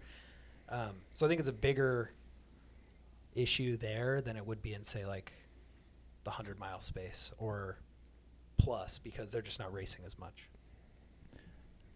Open it up. Let them use whatever they want. I don't care. Okay. So no testing. Everything is. I don't care. If you can get it, get it. Yep. What if it's an illegal drug in that country? Then you better get out of that country. Go somewhere else if you want to win. What about just Heelys in the Big Cottonwood half marathon downhill? Just wear some Heelys. Well, Roll that downhill. sounds terrifying. Oh, I just gave your son some Heelys. Oh, yeah. No, I don't want Heelys going down that. Roller skates. Can you imagine? Can you imagine hitting some rollerblades down Down the Little Cottonwood Canyon? or big. Yeah. Big's No. longer. No. Little is steeper. No. Well, it is a sad story. It's so sad. I'm on her side. She's banned for 2 years. What are you going to do on her side? I'm going to put a run together. Let's do Hooray. a run. Let's do a run at TRE To support her. to support TRT. TRT. TRT for Joyline. Yeah. Oh man, Joyline. Should we have her on the podcast? Sure. I I'm would sure love she'd that. be super open to Hit her up. talking about it. Okay. At this point, What's she got to lose? Salomon contract? yeah. We'll sponsor you. Salomon, what are you guys going to do with that contract? We know a couple guys. Could use a little. Is Salomon still crushing? I mean, they're huge. They got her, bro. They had her. Did Hoka overtake them in the trail running scene? I mean, as far as shoes at UTMB, Salomon was nowhere to be found on any of the podiums. Not that, but just like money of the 20 bill. I don't know. I mean, I'm I'm sure sure- that's a ton. I'm sure of it. Solomon's a huge part of it. Yes. Yeah, they got it. They kind of own the hydration pack Yeah. Their pack is. world. Yeah, they do. Yeah. Okay. I got another one for you. Okay. McAleenan Sunseri. He is on the short or long trail coming up in Confranc. I can't remember which. He's on the U.S. team. I can't remember if he's on the short or long. But if you recall, last September, he hit the Grand Teton FKT. He did it, set the course record, and then got drilled because he cut a switchback, Oh, which you can't do in the U.S. are we sure he's not Italian? Yeah. His name is certainly not American, but we're rolling with him. He's our people. I'm going to read it. McAleenan Sunseri, a professional trail runner sponsored by the North Face, attempted an FKT on the Grand Teton last September 2024. He completed the ascent and descent in under 3 hours, aiming to break the existing record. The shortcut on the descent, Sunseri used an old informal pathway known as the Old Climbers Trail, which cut a significant switchback and shortened his route by roughly half mile. So not just a little Killian switchback. This was like, bro, you cut the course. Well, that shortcut has been explicitly marked as closed with signage reading, quote, shortcutting causes erosion and closed for regrowth. Okay? So it wasn't like he just cut the FKT to get the FKT. He went totally off course. Okay. According to this. Well, why that matters? Cutting the trail violated federal regulations that prohibit leaving designated trails to shortcut between portions of the same trail, especially in areas closed for restoration. It's a national park. It's a national park. It's federal land. People go to prison for breaking laws on federal land. I've heard. Can you imagine he goes to prison for that? Well, I'll keep reading. So the record gets rejected. He does not get the FKT. And we brought it up last year in our pod last September. It's like, that's freaking stupid. I thought it was I don't even remember. I would agree. You can't cut a half mile off and get the FKT. Well, I guess. I said. I don't know what you said or what I said, but the pushback on this side would be, is the FKT, you have to stay on the exact trail the entire time, or does it just get from A to B back to B to A? Which is the FKT? There could be two FKTs, right? It could be get to the peak and back, boom, that's an FKT, or follow this trail that zigzags up and down, up, and then follow that exact trail back down. It's pretty obvious that it's follow the trail. On this course, yes, because it's on national forest land. You got to stay on the trail. Okay? So he doesn't get the official FKT. Well, that sucks. I guess McAleenan will try back, September 2025. Okay. Then this. In October, the following month, October 2024, the National Park Service cited Sunseri for the violation. It became a Class B misdemeanor with penalties up to $5,000 in fines or 6 months in jail. He has a sentencing that was heard this past May in 2025. Trial was held May 2025. And on September 2nd, just 5 days ago, the judge found Sunseri guilty of trail violation. Jail time is not expected, though a fine or potentially a park ban remains on the table. So freaking stupid, but I'm not done there. This is where I really got triggered for some odd reason. The case became especially noteworthy when the National Park Service attempted to withdraw its referral, citing the punishment as excessive. So the National Park, who cited him with a ticket, was like, hold on, this is excessive. Like, I'm going to pull it back. This is stupid. Why are we giving this dude a Class B misdemeanor for cutting a course trying to do an FKT? Follow? Yeah. National Park was like, we're pulling this back. This is stupid. Then our good friends at the Department of freaking Justice overruled them and pressed ahead to prosecute McAleenan. Of course they did. Are you serious? The Department of Justice, perhaps the worst ran organization in the world, not just our terrible country, but the freaking world. The Department of Justice is like, oh no, we're going after that guy. Not on my land, on my watch. But the National Park Service, they're the ones that are supposed to be running this. And they're like, no, this is overreaching. Like, you have this story right? Are you sure? Yes, dude. The Department of Justice is like, no. We're taking over now. We want to win. This is our case now. National because Park it was Service in the guy. media at all? It was all over the media. That's why. They're like, we want this. Some pathetic freaking loser prosecutor, the DOJ, is like, oh no, I'm going to get him. I'm going to go after him.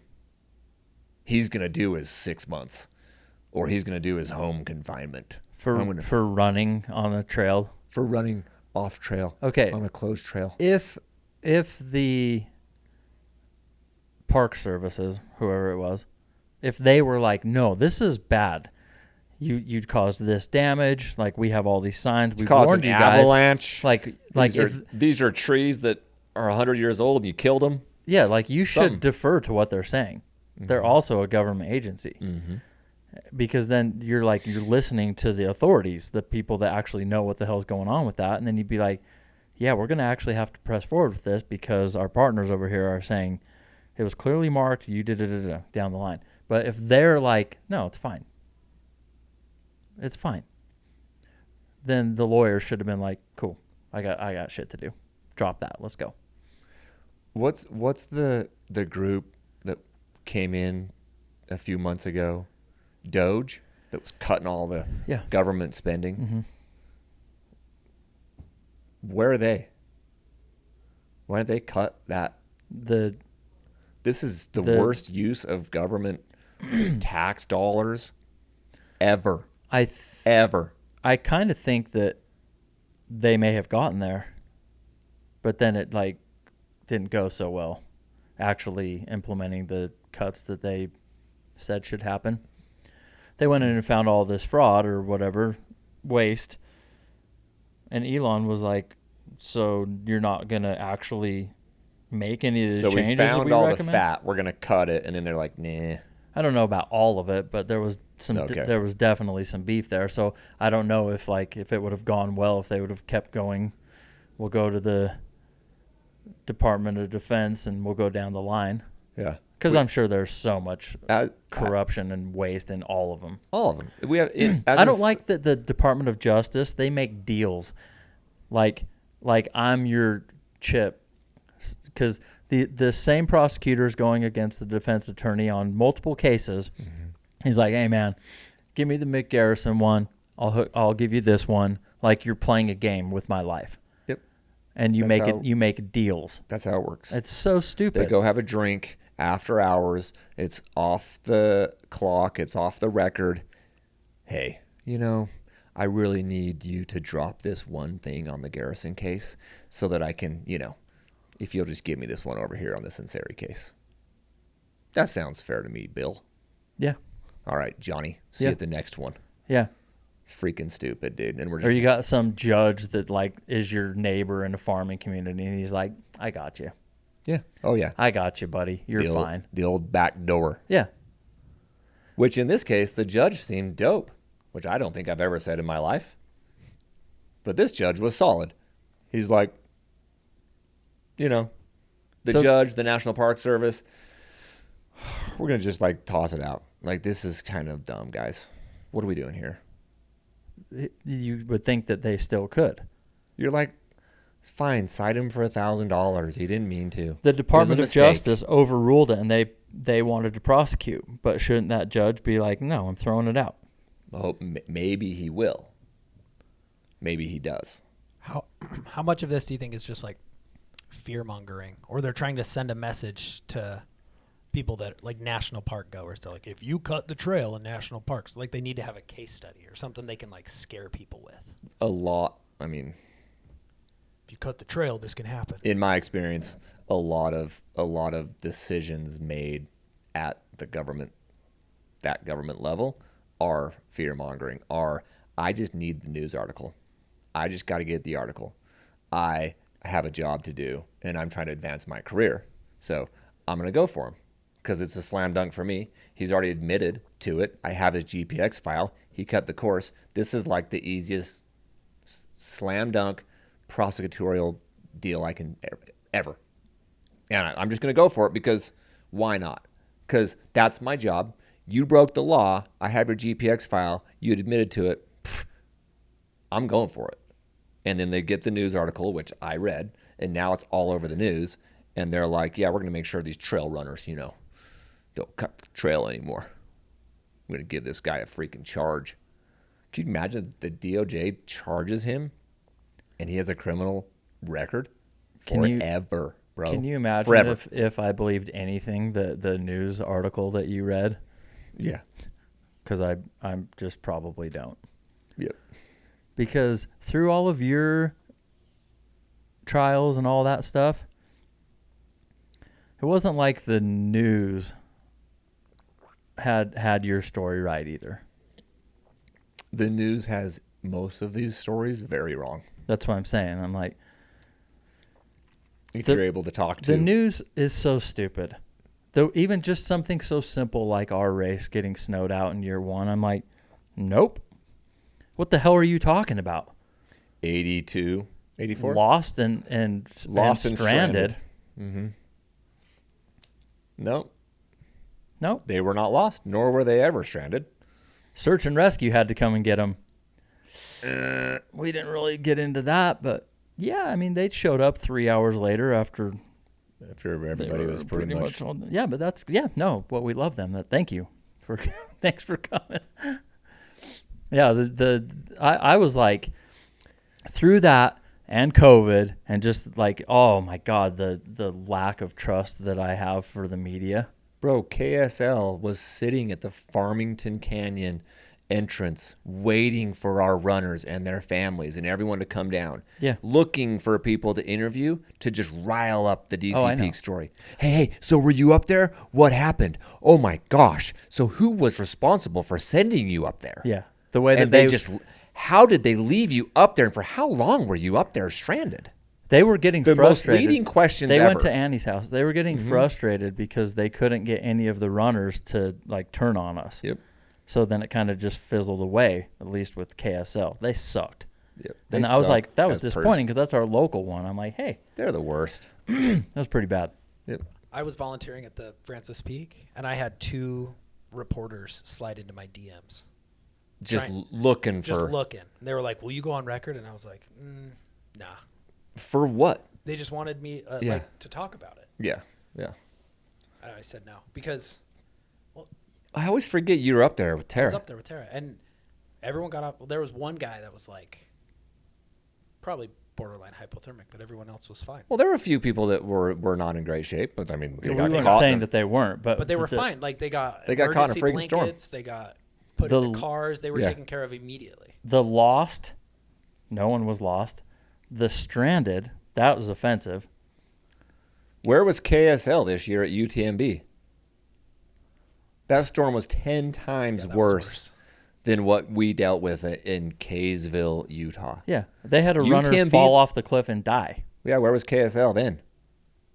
We had a guy that got cold.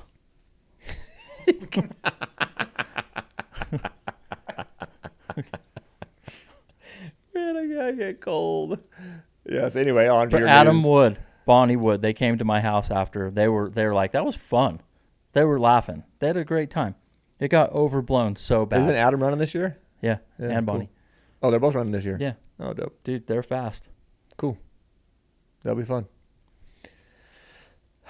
Anyway. Wow. Sorry, I'm sure sweating now. I'm sure that even just finding this story, you got really riled up. Bro, the DOJ is probably sitting outside the door looking, like, waiting for me to come out. Oh, I heard you in there on the podcast. What do you say about us? They're your favorites. They are my favorite.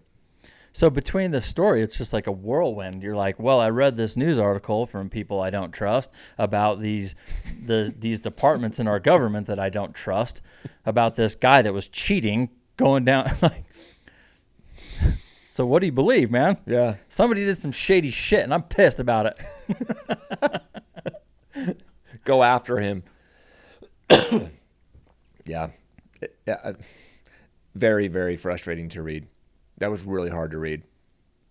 The fact that they're just going to step in and overrule. Why do you get to overrule?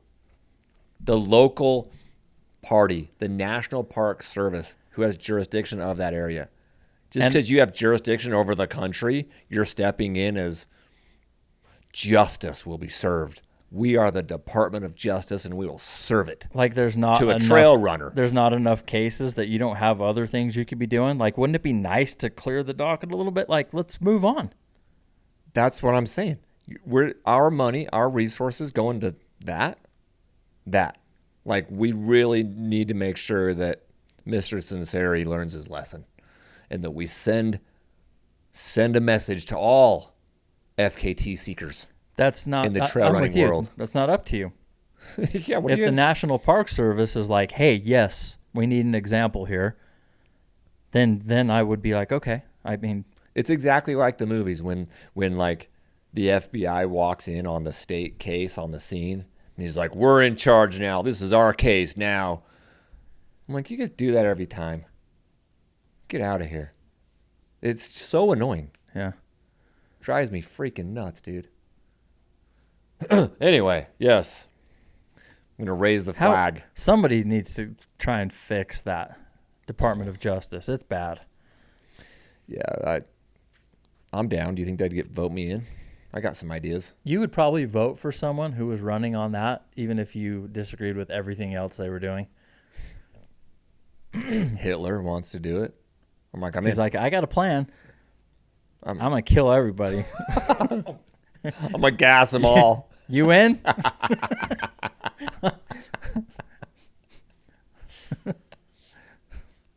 I'm just voting for anyone. Will you allow me to vote, and will you accept my vote? Great, I'm in. All right, on this week's docket, last but not least, the Zach Garner race, Run Rabbit Run. Oh, yeah. I haven't heard from Zach since his trail running. Do you think the DOJ is going to prosecute him for doing service outside of Forest Service lines? Yeah, yikes. Zach might be in for it, dude. He went cutting down the wrong stuff and broke two snippers. I'm so glad that we get insurance and permits for everything, and we always stay right on the right trails, except for we did get booted from one. We did? We got booted from an aid station. Oh, It's all right. We're still going to have our aid station there. It's fine. No, we're not. It's fine. It's going to be right off the road, bro. Okay. Run, Rabbit, Run. Here are the names that I pulled, unless Scott pulled others. I don't know if you want to pull the female list. I'll pull the start list up. That Okay. is juicy. Yeah. The men's race. The men's race looks solid. Wow. Arlen Glick. You know, Jesse Rich won Wasatch 100 a few years ago. What year? I didn't know that. I think he won it the year after Trevor won twice. Is he coming to DC Peaks? Yeah, bro. He'll be there? He's going to be there with his nutrition. He's doing some course marking for us? Yeah. Yes, he is. Matt Daniels is running. Bro, I failed to mention this. Oh, this is Matt Daniels, very fast. Very, very good. One of the Boulder boys. Matt Daniels. They're all fast. Uh-huh. Matt Daniels coaches Isabella. Oh, cool. That's her coach. That's nice. Matt Daniels. Yeah, that's kind of cool. Shout out there for them. Bro, Arlen Glick, where has he been all year? He was recovering from his freaking cocodona. From 2024 Yeah, Cocodona? dude. He was recovering Yeah. from the chase? He Arlen was recovering from the chase? Wait, it says that he's in Nevada? Oh, that's the race. I'm like, no, he's like from Ohio. freaking Ohio. Yeah, just running up and down a paved road for training. This is his first race in 18 months, at least on Ultra. Dude, he did really good. He's fast. He's He's a problem. So we got Zach Garner, Grant Barnett. Yeah, those two battle. The DC Peaks 55K course record holder, Ryan Sullivan.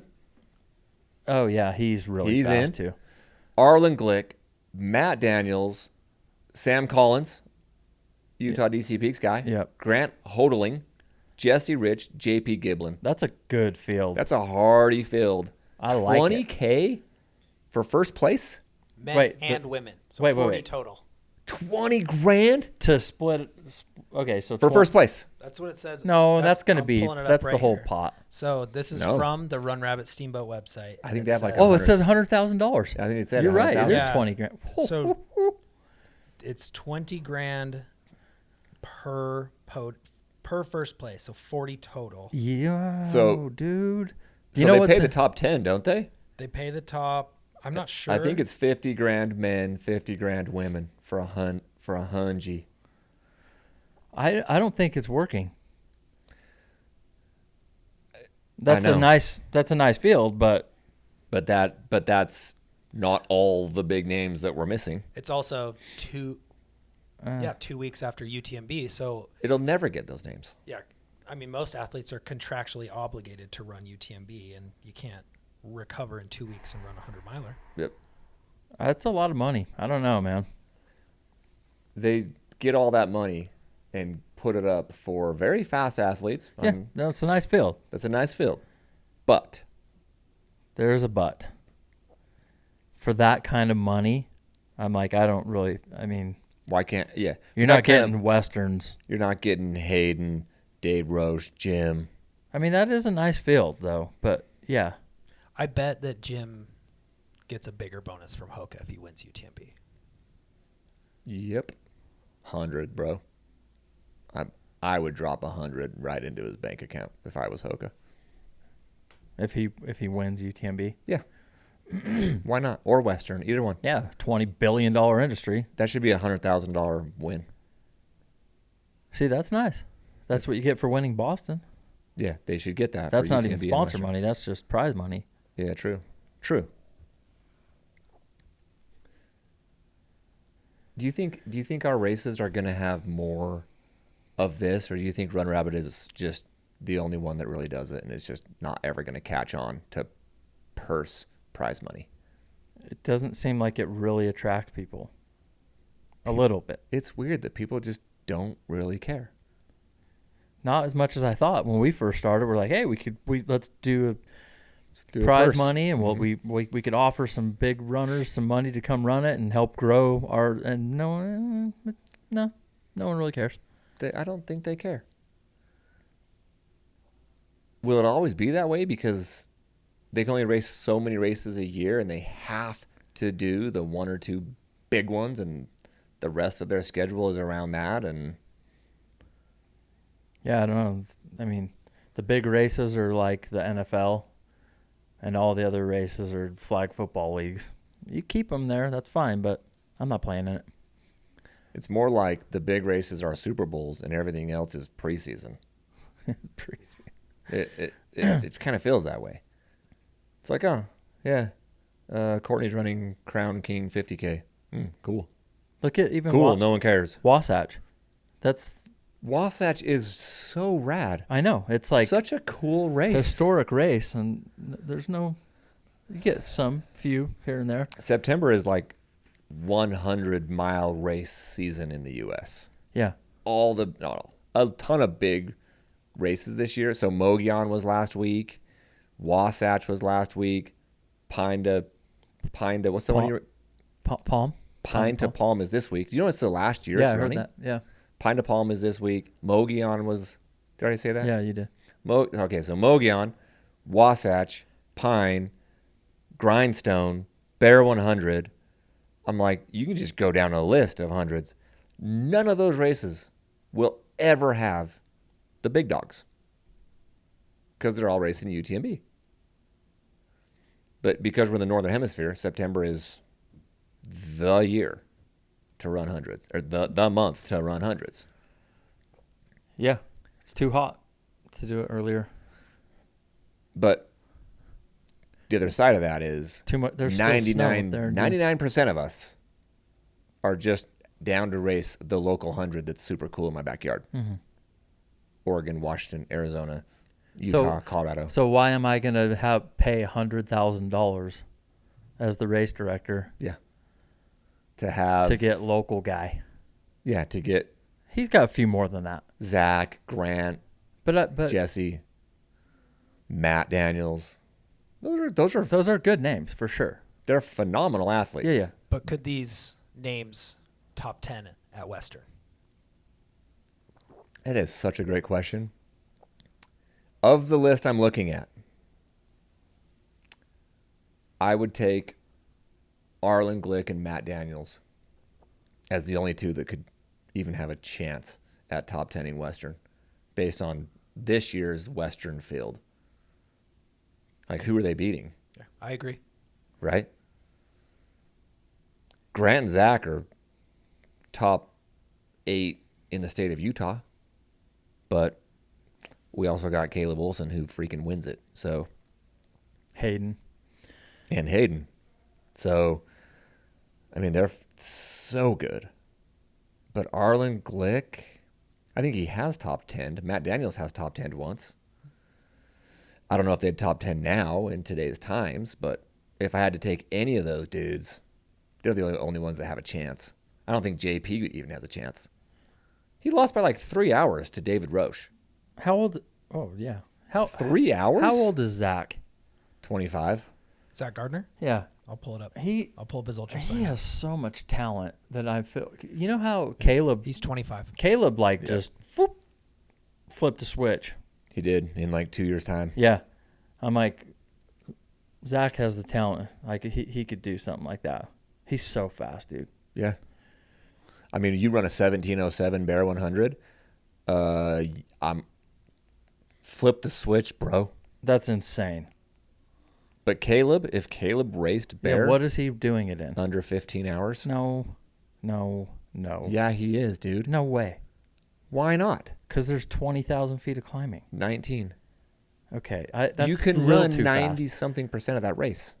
Do you really think he could do it in the 14s? I think he would be under.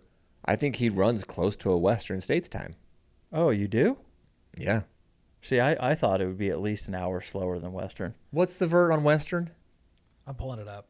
Okay. It's more than. Okay. think. The other reason why is because it's at the end of September and it's not 95 degrees. Yeah, that's a good point. 1875. Bro, it's basically Western has and he ran that in what? 14:10 or something. Yeah, it's like 1411. That's not even human. God damn. And it's If 90 Caleb degrees. Olson can run the Bear in the 14s, bro, I think he can. we got to get him over there to try. I absolutely think he can. But those guys are never going to race I know. that. No. Hayden's never He's not going to run UTMB every year.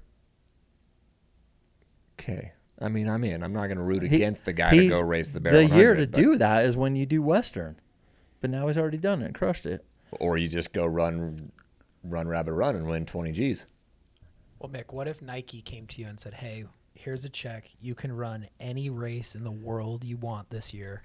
We're going to pay for everything. Yeah, he would for sure pick UTMB. Would you pick the Bear or would you pick UTMB? Everyone's picking UTMB. But he's not going to do it every single year is my point. So, like, go do that. Go experience it. Top 10 that. And then let come on. Anyone He lives in Utah. Help the Utah running scene. Any elite that runs a top 20 UTMB would be completely fit and fine 4 weeks later to go race the Bear 100. Any of them. Men or women. Man or women. It's 4 weeks? Yeah, they're fine, bro. Yeah, that is. Yeah. Chepe was out 24 hours later. Yeah, 4 weeks. And he did that's 10 miles and 2,500 feet on his, quote, recovery run. And he posted it as my recovery run after my long run on Friday. That's funny. Chepe's long run on Friday. He was done at 1:30 at night. Yeah. So Okay, those- that's very interesting. I would love to see Caleb Olson run Bear. Ooh. But it would be more fun if Hayden was in it too. I want unless he's down to chase a clock, like it's better if there's somebody that's pushing him. Okay, fine. I came up with it. Now that the Bear 100 is a lottery, I guess Hayden and Caleb will have to get their bear tag at DC Peaks. Oh yeah, because Cody would never let them in. No. No, you can't do that. Cody's picks. No. Yeah. They would win the bear tag in 2025 next year. Well, they'll both be racing UTMB next year, huh? Mm-hmm. Caleb and Hayden. DC Peaks. Listen, everyone. We have 13 spots left in our 50 miler. 8 spots left in our 55K. We have 8 left in the 55? Yes. When we started, there was 15 and 12. So since we've recorded, 2 people have signed up for the 50 and 4 have signed up for the 50K. Oh, bro, we're making money as podcasters. See that? Crushing Hey, it. look at that. We're making money. Maybe. Okay, on the women's side, Run Rabbit, Riley Brady, Mary Denholm, Ashley Polson, Yeah. Becca Bramley. Bro, Ashley, she posted this last week, and I DM'd her, commented, whatever. I DM'd her, I think. Whatever. She was like, well, I have 3 hours before my kids get home from school. I'm going to run a marathon on the treadmill real quick. Whoa. And she did it in 250. 252 or something. That's Treadmill marathon. just on Just a whim. right before Just real quick. right before the kids get home. Totally. That's what I do. So Riley Brady going to crush the field. Right? Are any of those women going to hang with her? From what I can see, Mary, I think it's Mary Denholm. She won Leadville last year, second place at JFK 50, and I think she's got a shot at a podium spot. Okay. I'm going to take Riley Brady and Mary and Ashley to go 2-3 just because I want to see Ashley podium. Yeah. A big okay, race. I like it. She doesn't lose very often. Nope. On the men's side, You already said 2, so Yeah. who's the third? my podium, I'm going to go Arlen, Matt, Zach. To win it, I don't know what kind of shape these people are in. Can Zach? I don't know, dude. I'm going to take Matt Daniels to win it. Boulder Boys have been crushing everything Yeah, this year. they have. They have, dude. I mean, So Matt 1, Arlen 2, Zach, Zach 3. 3. Let's do it. Yeah. Would you? That's mine, Would at you least. pick Grant over Zach if it was shorter distance? I don't know, dude. Those two battle. Like Grant beat him at DC Peaks. So And- yeah, I probably if it was a 50, yeah, 50 miler or 50K, I might go Grant. But at the 100, I like Zach. At least this week I do. It'd be fun to see Ryan Sullivan race them too. I like this. He's gonna be right. I think those 3 are fighting for third. Zach Garner, Grant Barnett, Ryan Sullivan. I think they're gonna be in the 3, 4, 5 spot. I kind of see Matt and Arlen out there. Is that whose are you on right now? Ryan. Ryan Sullivan. He did Leadville in 17:20. Third place. Holy crap, Bro, look at his JFK last year, November. He, dude, 5:20. Second JFK 50 miler in 5:27. bro, he's setting our course record hopping fences. Uh-huh. I found the problem where he did that. Ryan, it's fixed. It's fixed, Ryan. I It's fixed cool. it. Thank Come you. on back. Well, I don't know if he's a 100 miler kind of guy. Well, he obviously is if he did Leadville in 17 hours. Wait, is that him, Grindstone 119? This is Grant. Oh, that's Grant. Yeah. Yep. This will be a fun week to watch. It will be fun. Do you know if there's a live stream? I don't know. They No, put all there's their. not. I think they gave all their money to the top 10, not to the live stream. Zach's I also actually in don't the know. Bear. He is, and he told me he is all in at the Bear 100. He's in Okay. because he was supposed to do Wasatch and Bear double with Chepe, but he's gonna 2 weeks later race Bear 100. Okay. That'd be fun to cover. Oh, Yeah. 2 weeks. That is very soon. Yep. It's 2 weeks. I don't like that. Nope. He needed that extra week of recovery that Chepe has. That's a big difference. Huge difference. Yeah, that's really, really tight. Yep. So, okay. I wonder if that makes it like if he's not doing so well at Run Rabbit Run, if he's like, okay, I'm out. I gotta crush Bear in 2 weeks. It could happen. It Or if could he's happen. like, or I'm gonna go for some of that prize money. I think if he's all the way out there, he's going to go for the prize money and then just Not do bear. he'll do it. So then that makes me. It's like if it's not going well, if he's outside the top. If you're outside the top 10, just drop. If you're Zach, just drop. If you're outside the top 10, Yeah, that's what I'm saying. if you're in some money contention, finish, cruise it in and make a little money. I wouldn't even be mad at him. I'm like, just hold up, treat that like a training run. Yeah, just cruise it in. Go crush bear. Yeah, cruise it in, make some money. Yeah, and then he'll be ready for bear. Okay. Man, we had a lot of random topics today. Thank you, Rockstar. Thank you. And thank you, DC Peaks, for selling out in the next couple days. Ain't that so? Ain't that so, Mick? That is so. Okay. Next week, I don't even know what we're covering. What do we have? In 2 weeks, we got bear. Next week, we got whatever comes up.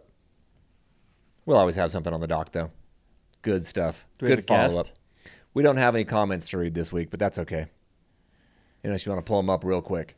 Let's do it. I'll pull up a few. There were actually some really good ones, yes, on the YouTube.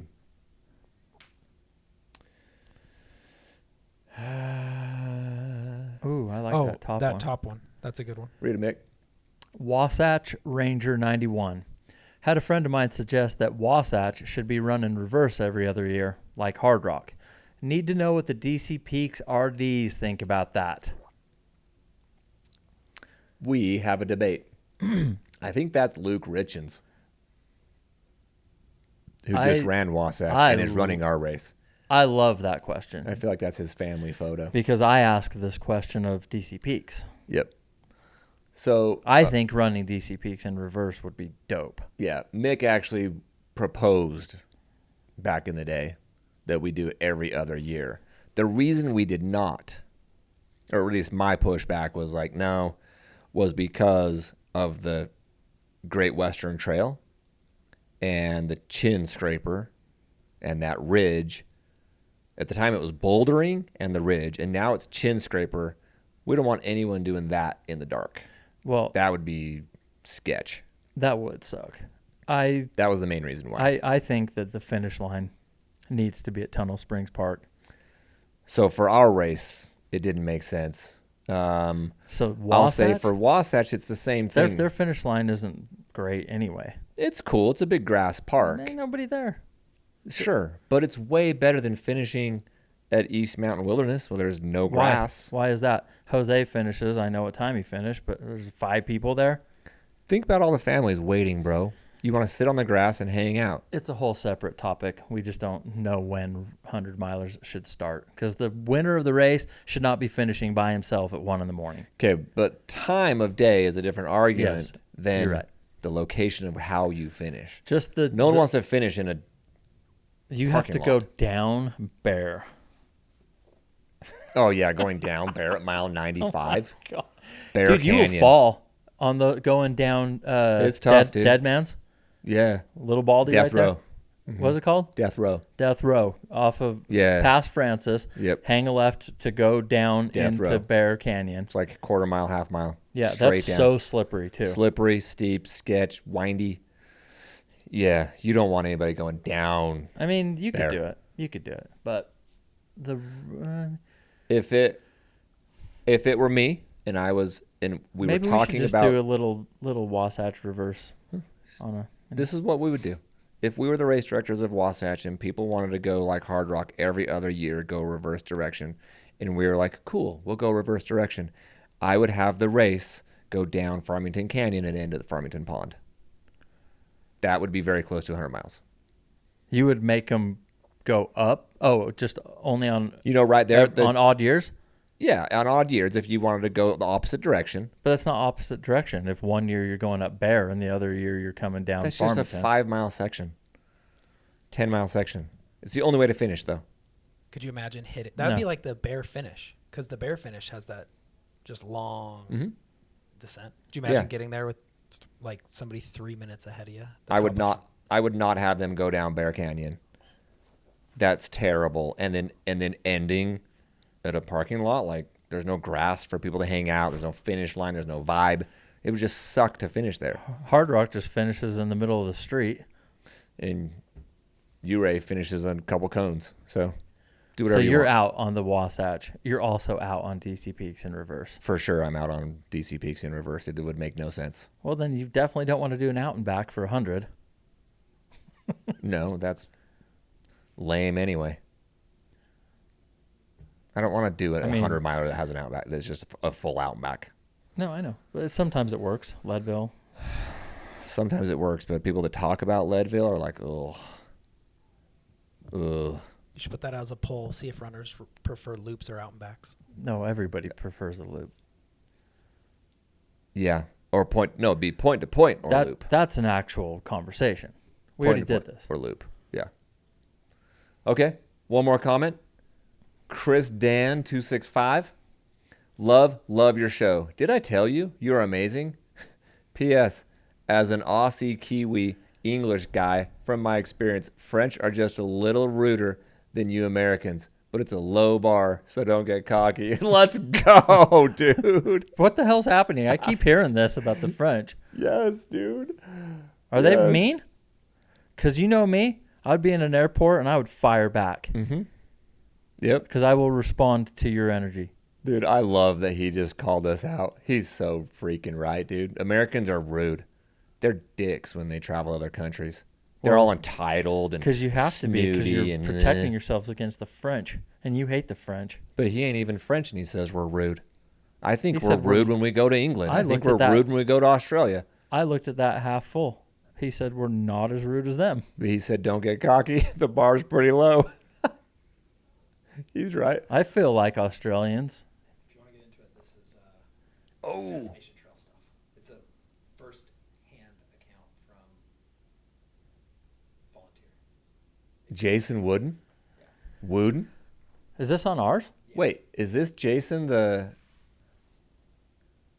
Is this the race director of the Light Pine 50? Yep, Yeah, bro. that's him.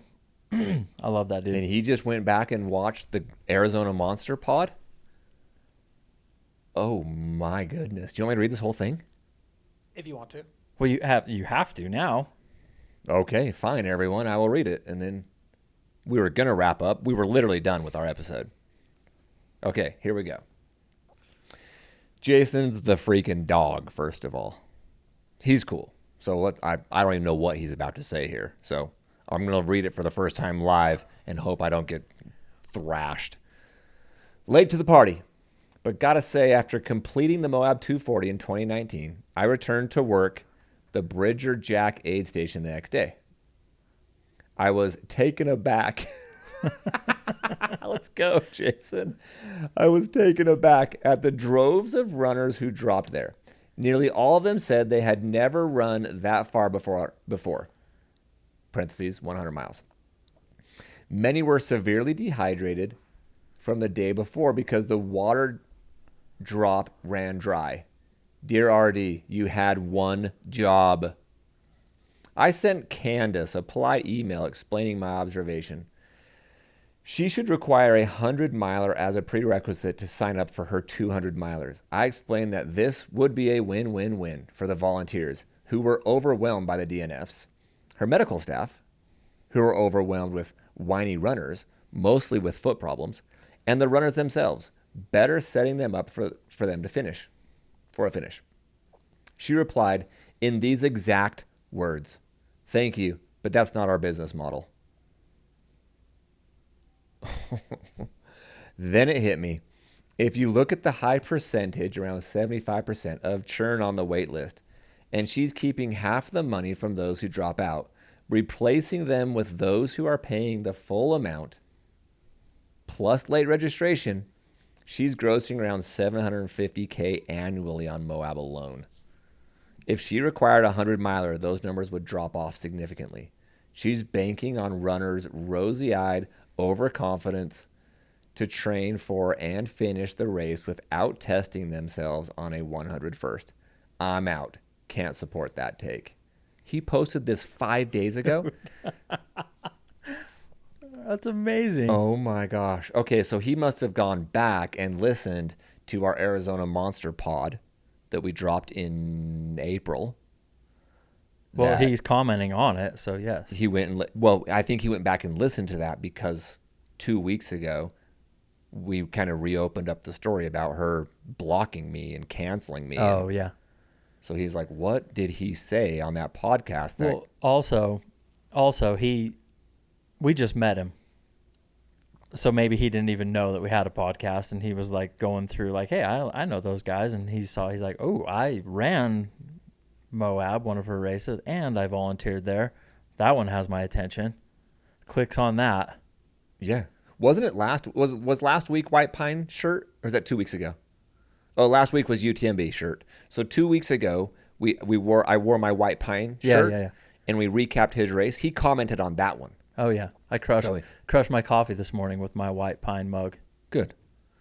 Okay, so you don't know this, and neither do you, Scott. Ooh.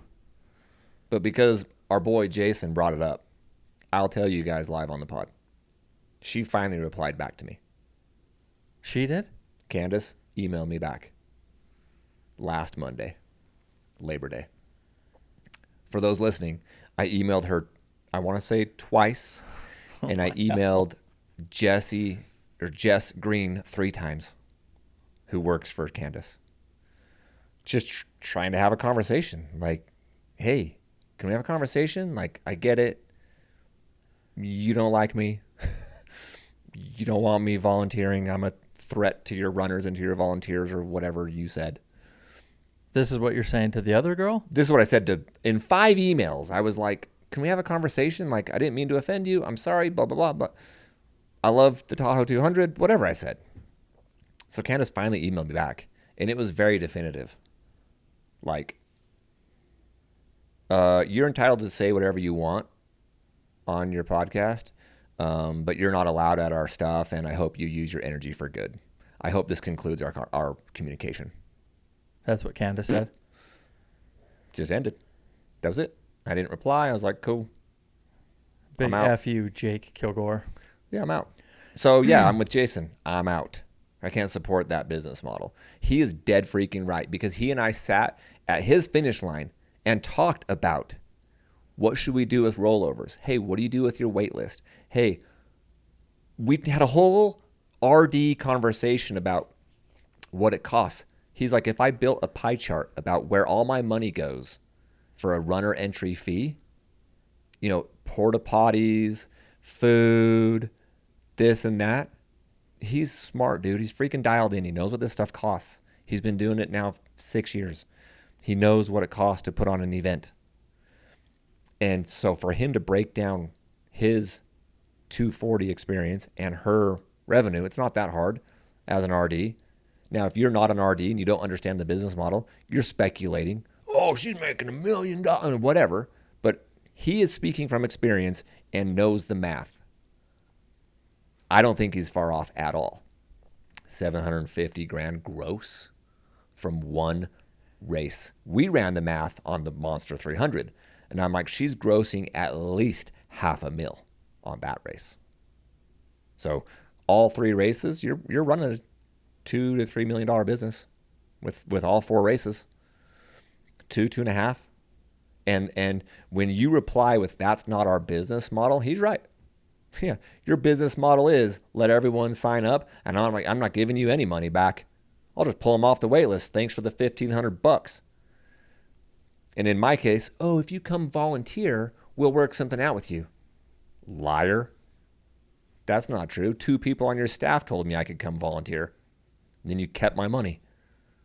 Beat it. Scooch. So you're out. I'm super out, bro. Can I just say something? You and I are different people on something you said. Okay. There is not a chance in hell I would have emailed her 5 times, because I really don't give a shit what she thinks. And I'm not saying that you were emailing her because you do. Maybe you wanted her on the pod. Maybe you do just care. You're like, hey, I want an answer. Like, I genuinely want an answer. And I'm like, I don't want an answer. It's an awkward conversation. I'm not looking for that. But you're like, hell yeah, let's do it. Our listeners would have loved it. Yeah, we are different in that way. I was not reaching out to have her on the podcast. She would never do that, nor would I even ask her. I would love to have her on here. That would have been awkward and uncomfortable and very entertaining. Okay, sure, if she wants to be on. I come from a sense of like, I just want to close the loop. I'm down if we're no longer friends. If we were ever friends, I'm cool if we never talk again.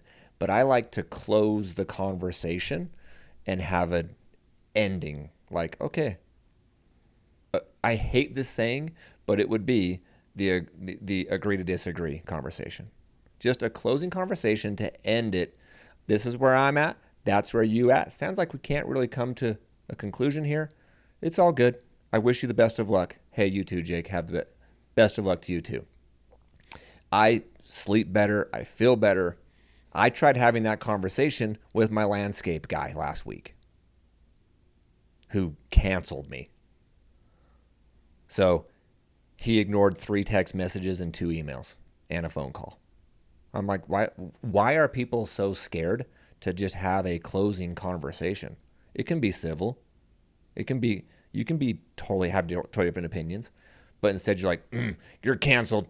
I'm dropping you. And I'm going to hide behind my email like a bitch. You're just hiding. That's just the world we live in now. You hide behind your screen. You hide behind your text message, your DM. And then you can't have a freaking adult conversation with someone who has a different opinion than you. Why is that so hard? Well, from her perspective, what's the point? You attacked her on this podcast. Why does she need to have a conversation with you? From my perspective, it would be to seek clarity and to seek understanding. Like, do I have all the facts? Jake says on one hand that he supports me and that they said a ton of things on their podcast where they really backed me as a race director. I told her that in the email. I told her what the Tahoe 200 means to me and my family. I told her how often we supported her as a race director and how hard it is to do what she's doing. So she mentioned it in her email. That I was basically contradicting, like on one hand you say this, and then on the other hand you're flaming me on your podcast. It would just be like, I'm down to have a closing conversation. So I can't answer, only she can answer that. Clearly she didn't want to have that conversation. Yeah, she closed it. Yeah. Neither did landscaping guy. So I'm like, cool. I'm reaching out because I think it's the adult thing to do is to end the relationship close looped. But you're saying like the reason that you should is because I'm a runner, I'm a podcast guy, I'm in this space. So that's the reason why you should take your time to have a conversation with me. That's one of the reasons. Because I could see her being like, who the hell are you? I don't need to have a conversation with you. Even if I don't have a podcast and I don't have a platform, I'm just Guy. I'm just Jake Kilgore who took third at your race, and now I'm canceled. I don't deserve anything. She doesn't have to have a conversation with me. But I just like to end things that way.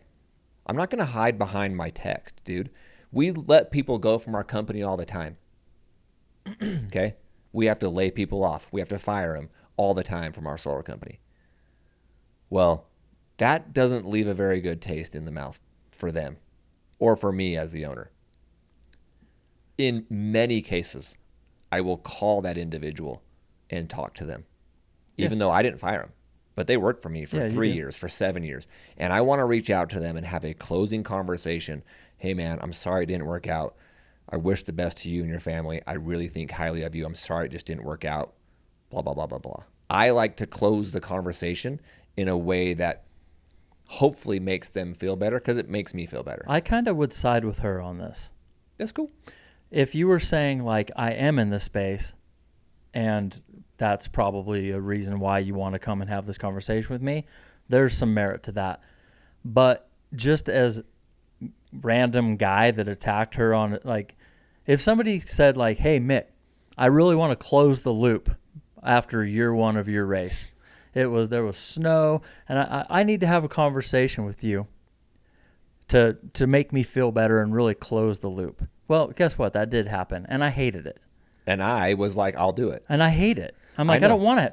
You know what? We need to talk. I'm like, I don't want to talk. I don't want to have that stupid ass conversation. So no, I'm not taking your call. I don't care if you like me or not. I would side with her on that. I'm like, I'm not doing that. Sounds terrible. Yeah. I don't like to talk and have feelings and shit. But if you're like, Mom. But if you say like, hey, we have a growing podcast. We are in this industry. For your bit, it probably makes sense for you to have a conversation with us. There is something to that, but just guy wants to talk? No. I mean, to me, that feels like better talk to me or else. It feels almost No, I'm not blackmail or threatening. No, hey, by the way, I have a podcast. I'm not and saying if you on don't your talk end. to me. I'm saying from her perspective. Yeah. What is the reason why she should take the phone call? The only reason I can think of is like, hey, this guy's in the podcast, in the ultra running scene. I might want to do this for my business, but not to make him feel better. Mm-hmm. But if you're saying take that part out of it, just like some guy's mad at me and talk shit and wants to have a conversation to close the loop, I'd be like, nope. Right, but I think I'll have to re-listen to it, but I think I said it's for both of those reasons. For both of those reasons, I wish she had taken the call. One is, yeah, we have a platform, we have a following, we have a podcast that is growing very fast. And she has a growing community that doesn't like her.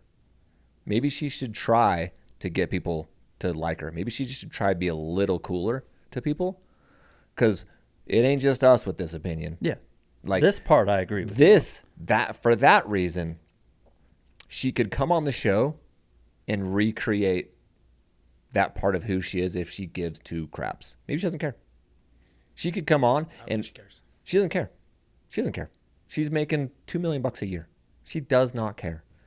But if she did care, she'd take the opportunity to be on and like, you could poke fun at yourself and have fun and be like, dude, sorry I'm this way. Like, you could totally be likable. That would be ballsy on her part. Mm-hmm. That's going into a hostile environment. Yeah. But professional athletes and elites, pros do it. That episode would do numbers if she came on the show. Let's go, Candace. She never blocked me. She likes me. Yeah, cool. Hit her up. You could probably. She definitely doesn't. Yeah. She doesn't even know who I am. So yeah, that'd be the one reason. The second one is the other one that only certain people resonate with. I do. You don't. But that's probably why we operate at the way we do in our businesses. Like, I am very much that way relationship-wise. You're not, but not everything has to be done your way or my way. It depends on the person and the situation. Some are an F you. I'm not ever freaking talking to that dude again. Yeah. F you. I'm not talking to you. Some are, no, I need to give him a hug, man. I feel bad. Yeah. No, I don't even think necessarily. I maybe I shouldn't have worded it like you're wrong, but I think because you are that way, so I think that works for you. And a lot of opportunities and things come from your personality being like that. Whereas me, I'd just been like, I don't care what you think about me, and then nothing would have happened. So yeah, I mean, very interesting. We have nothing going next week, Candace. So yeah, we're looking. Like to come on. We're looking for a third co-host. When's Danny Bryson coming on? I need to follow back up. It was supposed to be this month. I've been crushing Mediocre Amateur. Really? Episodes. Okay. I probably watched 10 of them. Okay. Really good. I'll text him right now. He's awesome. Good stuff. Yeah, bro. Okay. I'm gonna text him and I'm gonna watch some. I'm not going with him. Whatever he's doing, you're not going. I'm not doing that. Have you seen? Go watch the one where he climbs the Matterhorn. Okay. I'm in. I'll watch him. Italy and where else is it? It's like on the border of Italy and Switzerland. Yeah, maybe? exactly. Yeah. Nope. Yeah. Okay. Well, Mick and I are headed to Vegas. Let's go. If you guys want to know where we're at or try to find us, we'll be at Thunder Down Under. You work, don't you, tomorrow night? Yeah, Magic Mix. Magic Mix. Yeah, he's freshly groomed. Looks good. Looks really, really good. Mm-hmm. Upstairs and downstairs. Yeah. Downstairs is tight, too. High and tight. All right. Thanks for joining. We'll see you guys next week. This has been another episode of The Next Aid Station.